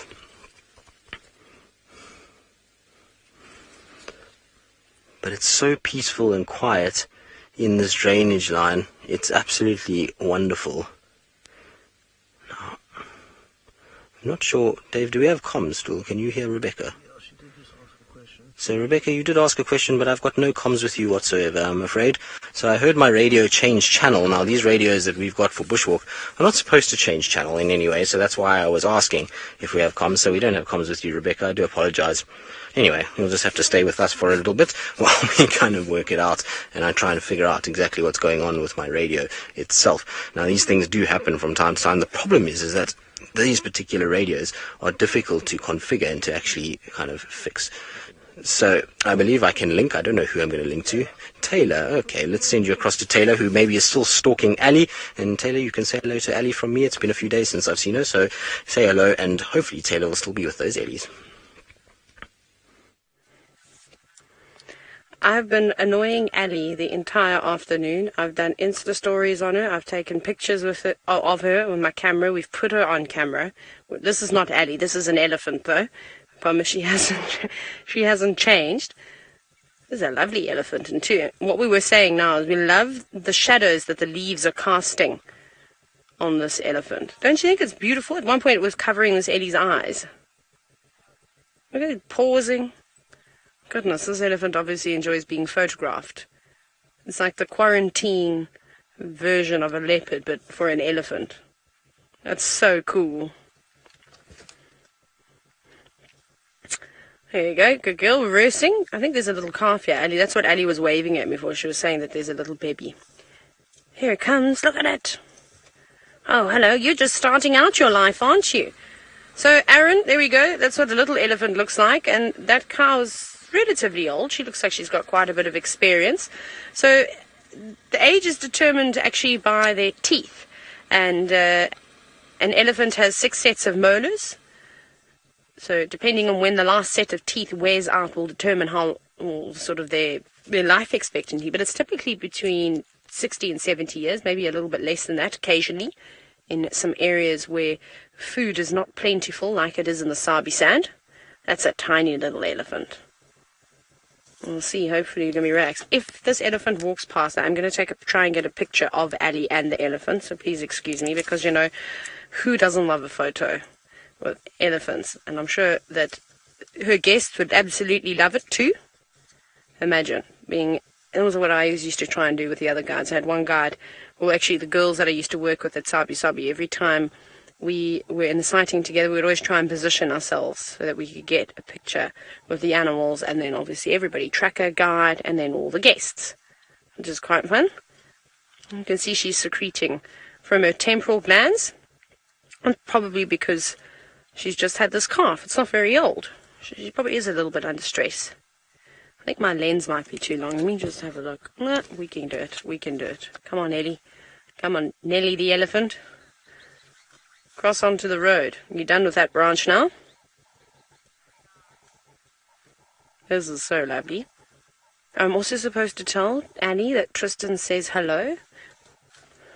I have to do that at some point as well. Oh, a beetle.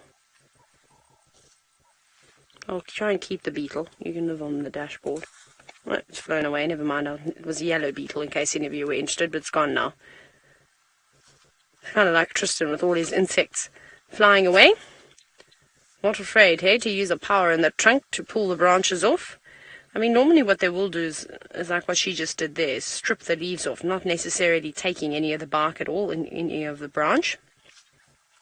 But when they're eating round leaf teak, it's their favourite thing to actually pull off the long bits of branches. And then once they've stripped the leaves off of it, and then they twist the sort of bark and the trunk, not trunk of the tree, but the branch of the tree in their mouth like a corkscrew, just taking off the thin layer. What have you got there? Grass. At first I thought it looked like wild asparagus, but it isn't. She's got a combination there. She's got Weltheria and some grasses. Delicious. Oh, look at the little one. Seb, it's trying to copy Mom. Desperately stretching up. You can do it. Yeah, well done.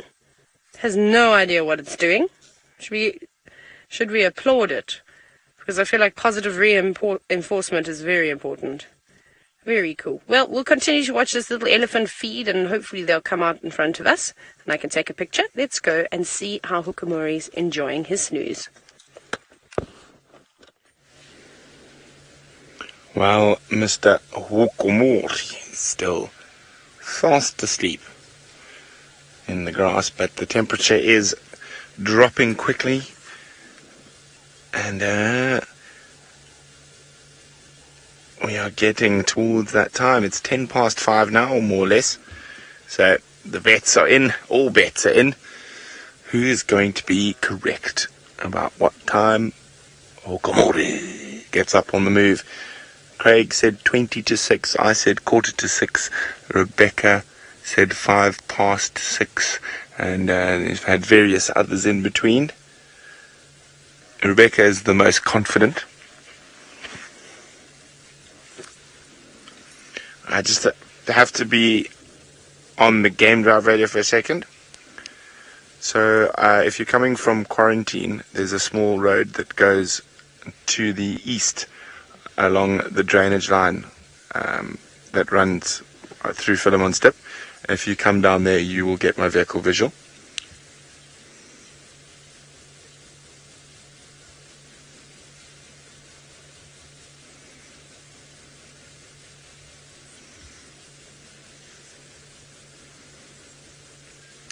On your left, if you're coming from Philemon's Dip, before you go into the dip itself, there's a road that goes off to the left, to the north of the drainage, heading east.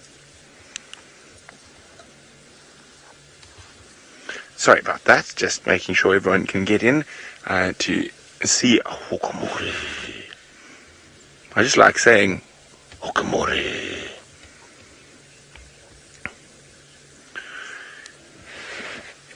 Oof. Now, as I've been chatting about how interesting the male leopard dynamics are at the moment.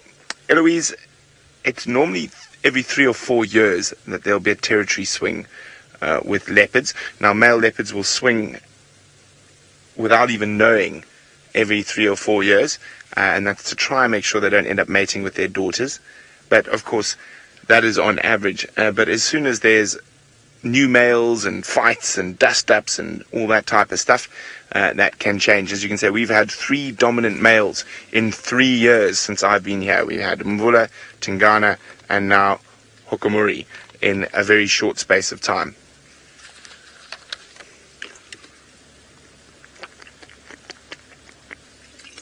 Oh, it is very warm today.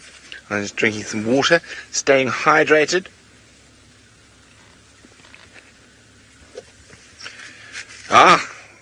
Now, each new male leopard that seems to arrive in the area gets the nickname the Cub Killer.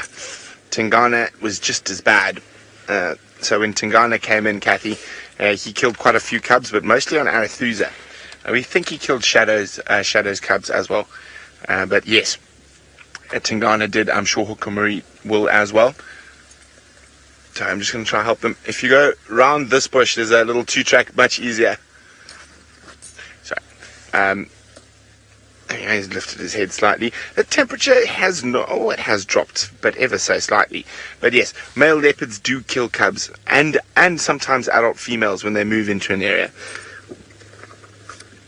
Tingana, we know, has killed Shiluva 2005. I think that was an accident though. So I think Tingana had been fighting with Djuma in that area quite a lot, and he was on a territorial patrol and he just spotted another leopard close by and he just leapt and reacted. So I think that was more of an accident. But meat is meat and a leopard must eat. Oh, it looks like we might be all wrong. We might get moving a bit earlier than before.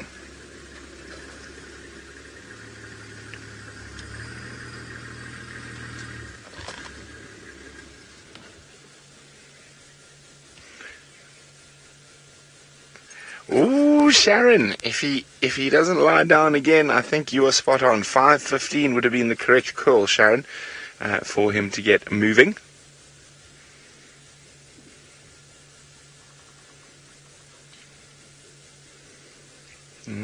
I can hear some elephants not too far off. I wonder what he's heard. He did get bitten by something that looked quite sore that made him jump a bit earlier. Maybe that's what's spurred him to get up.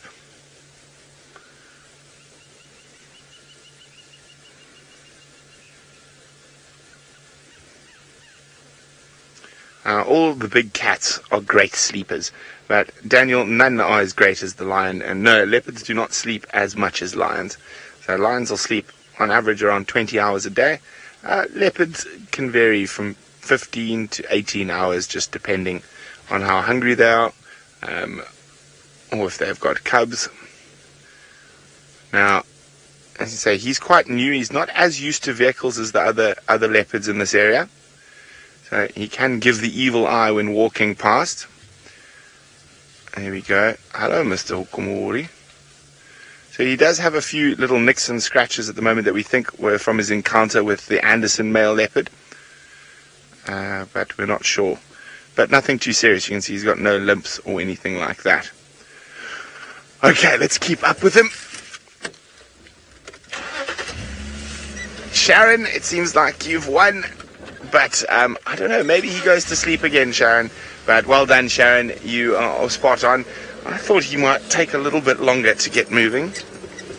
Okay, let's go to Tristan, who's just waltzing down the road. I am indeed, Brent. So we are slowly but surely coming out of the Middle Whitey towards Nyala Road South. In the hope that maybe Thandi and the little one are still somewhere in this area. We're hoping that maybe we can pick up a track and have a quick tracking session and see if maybe we can find her, because the elephants are giving us the slip, the buffalo are giving us the slip, and we're pretty much in a situation where It's all relatively quite quiet. We had a nice little emerald spotted wood dove just now, but unfortunately with walk and birds, it doesn't really work very nicely. The birds generally fly away. They get a little bit more nervous of you on foot than they do in the cars, funny enough. And so you have a situation where sometimes you'll kind of try and see them and then they just kind of flitter off ahead of you, and it's very difficult to kind of keep them in frame. So we just decided, let's come and have a look here. I know Brent tried this morning, but the amount of elephants that were in this area this morning made it very, very difficult for him to try and follow any tracks. And so we've now come to try and see if maybe we can get lucky and maybe find the little one even bounding around, or hopefully Tundi and her together in the drainage line. That'll be really nice. So that's the plan, at least. Whether or not it kind of comes to fruition will be anyone's guess. Anyway, ticks are a problem, but not if you are Brent. For some reason, they do not like Brent. They leave Brent alone. But if you are me or Steph, then it's just a nasty kind of creature that lurks around here and just absolutely hammers us. So I get smashed by ticks, and so does Steph. I know that. I don't know. Maybe it's just something to do with being older. I don't know what the situation is, but although Brent is older than I am, so it's not that. But yeah, they are a problem, especially after a bit of rain. You see a lot of them. So this afternoon when I get back, you have to go and kind of scrape your legs with a knife, or go and scrub with a scrubbing brush and make sure that all the little ones are off, because we get a lot of little tick larvae that we call pepper ticks, and they're microscopic little things, and it looks like little grinds of pepper.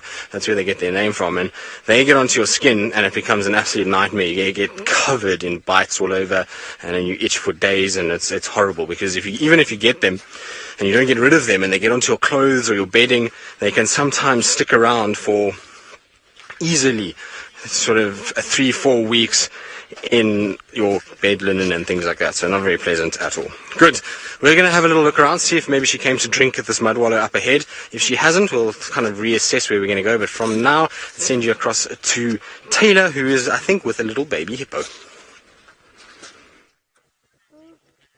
We are with a little hippo, and it's being so cute and curious that it was actually outside of the dam. It might go out of the water again. It hopped onto the island. It was very precious. It was just all rolls and legs, and then of course a little head too. And this is what we call a potamus. So this is not a hippopotamus just yet, just a potamus. I think when they get to only about 1.5 2 years old, they turn into hippopotamuses. Oh, it's so precious. And I'm pretty sure it's the same little one that we have seen running around and leaving the dam relatively early. There's a couple of them that all hang about. Otherwise, it's fairly peaceful. The hippo is actually far away from the edge of the dam, but perhaps that will change as we go on. Maybe it will come back. I'm watching because I'm hoping. Come on, little hippo, get out of the water. Go back to the land. You know you want to. I'm sure it's desperate to. We can see, the only thing is if we go the other side, I don't think we're going to see it as well. Looked like it was going back towards the edge. Let's go back to Tristan. Now, we've just been walking up the road, and I was saying we're going to check this mud wallow, and as we broke the thicket towards the mud wallow, so stood out a massive buffalo bull that's not very happy with our presence. He's watching us and looking at us, and so we're not going to spend too much time sitting around here with him, because as we know, buffalo can be the most dangerous of these animals on foot, and we don't want to try and irritate a buffalo bull, and he knows we're here. We walked right into him, and you can see he's watching us and having a little look and kind of seeing what we're doing. So we're going to make a hasty little retreat. We thought we'd just quickly show you the buffalo bull before we decided to kind of get out of here. So we're going to kind of move off before he comes following us. And while we do that, let's send you back across to Taylor and with those Ellies. Tristan, you be careful. Otherwise, Ellie's not going to be very happy with you if you get chased around by buffalo. I can promise you that. We found another little hippo, but now they're all gone under the water. Come on, get out again. Typical. They don't want to come out now. It's like they know that the cameras are on them. They're so naughty. Oh, there we go. There's it. That's a small one. Now, something that doesn't hibernate is these hippos. They just carry on like normal. And Samina, no, we don't really have too many animals that hibernate. They sort of estivate, so they go into these temporary states of hibernation. So the tortoises do that here. The terrapins might do it to an extent as well. chameleons, I suppose. Also, they hide away. We don't really see them in winter. So a lot of the reptile species, snakes, they become sort of semi-dormant. And when the days are hot enough, because we do get a couple of really hot days in winter, they'll come out and move around and take advantage of it. But they don't, go to sleep for 3 months. That's not the case yet. It doesn't quite get cold enough for that to happen.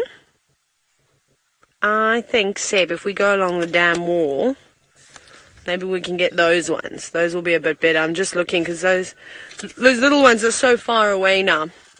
So we'll go around. There's some youngsters playing. We'll have a little look at the hippos. But let's go to Brent. He's got Hukumuri in the golden light. It is truly golden light. I think he's found where Thandi was yesterday. You can see that by the behavior. He's suddenly become absolutely enthralled in a patch of grass. So there's a strong possibility that Thandi urinated here yesterday. She was found on this road. So he's probably sniffing intently to try and get any information on Thandi he can. Now, in his patrols last night, I'm pretty sure he would have come across the scent of Thandi and Kalamba in quite a few different places. Now, this is putting some serious stress on Thandi. Having Hukumuri here, he will almost certainly kill that gorgeous little cub if he comes across it, because it will immediately make Thandi come back into estrus and start mating with him so he can let his genetics live on. So it's going to be very, very interesting. And if Thandi does manage to raise Kalamba up to an adult, I will be very, very impressed with this guy all around at the moment. See, we're going to urinate exactly on top of where he was sniffing and scent marking there now. The lovely odor of buttered popcorn on a hot summer's afternoon. Okay, he's about to go into quite a difficult area of little river systems, so we'll try and keep up with him.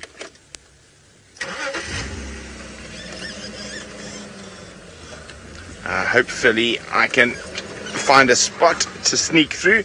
Okay, while we keep up with Hukumuri, there's another leopard behind us.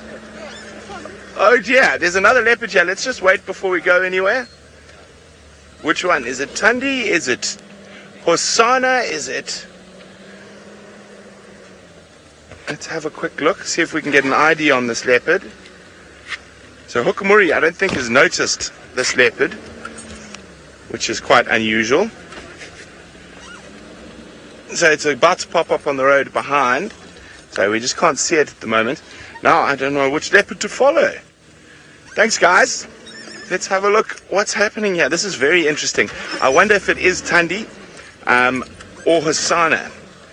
And it could even be Tamba. All three of those leopards definitely do not want to meet Hukumuri. And he's having a drink at the pan just there.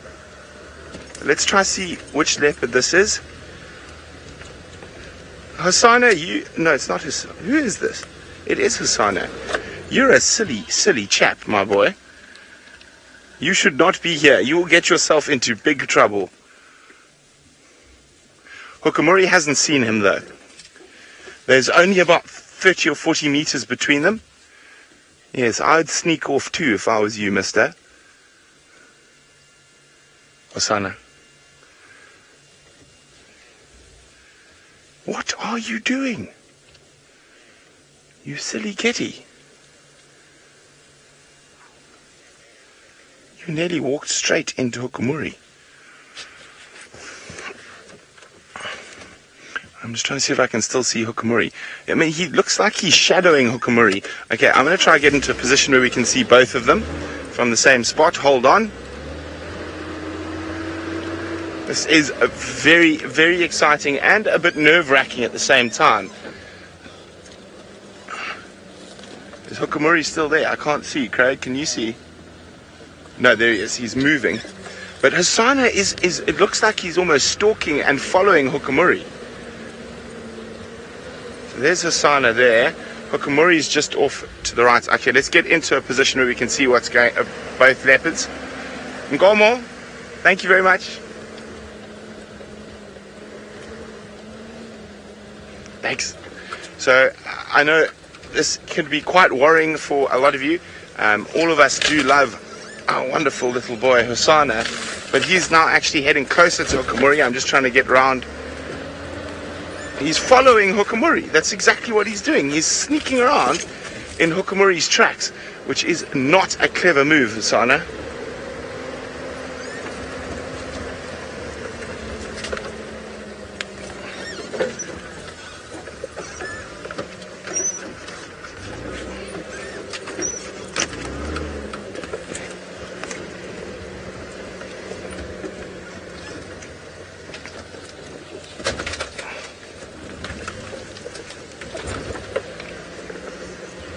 Okay, we've caught up with Hukumuri. Hosana's about 50 or 60 meters behind him.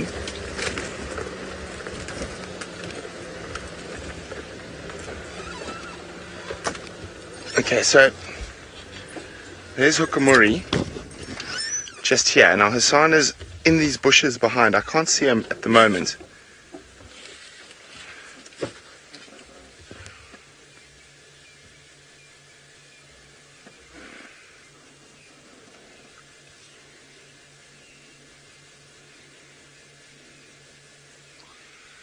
Now, I don't think anything's going to happen just yet, unless Hukumuri spots Hosana. Sorry, put my head down. I'm just trying to spot Hosana.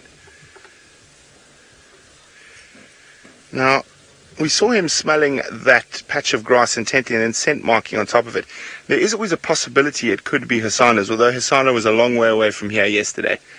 And Thandi was seen right here, so I think he was probably smelling Thandi. I'm trying to see if Hosana is coming towards him.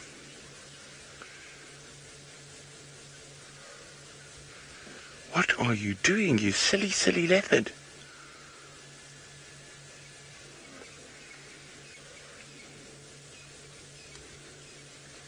Can you see if he's creeping up behind us, Craig? Hopefully he shows a bit of common sense and decides to move off from here.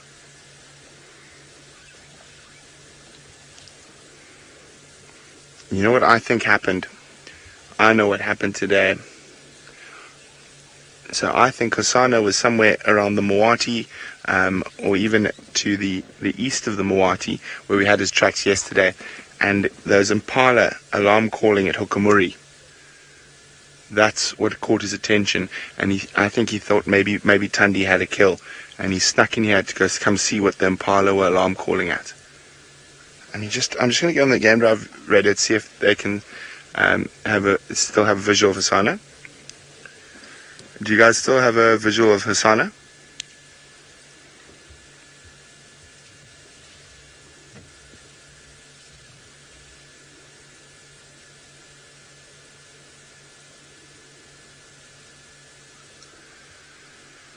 Now, I'm hoping he hasn't done something silly like drop into the little river next to us to try and come along closer, because he'll literally pop out right near Hukumuri. I'm just going to reverse back slightly, so see if we can spot Hosana. Oh my goodness, this is so stressful. Can you see him? Hukumuri's moved slightly, but he's still lying down.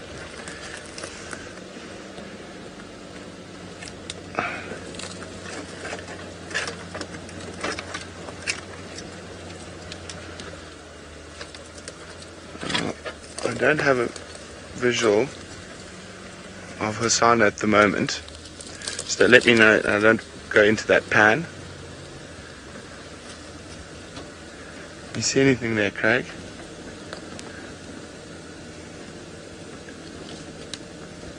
Okay, we can't see Hosana at the moment, but the other vehicles are still there, which probably means he is still there. So I'm just going to try reposition ourselves where we can see back towards where Hosana was and Hukumuri. As I said, what I'm hoping is that Hosana hasn't tried to be clever and gone down here, because then Hukumuri will catch him out.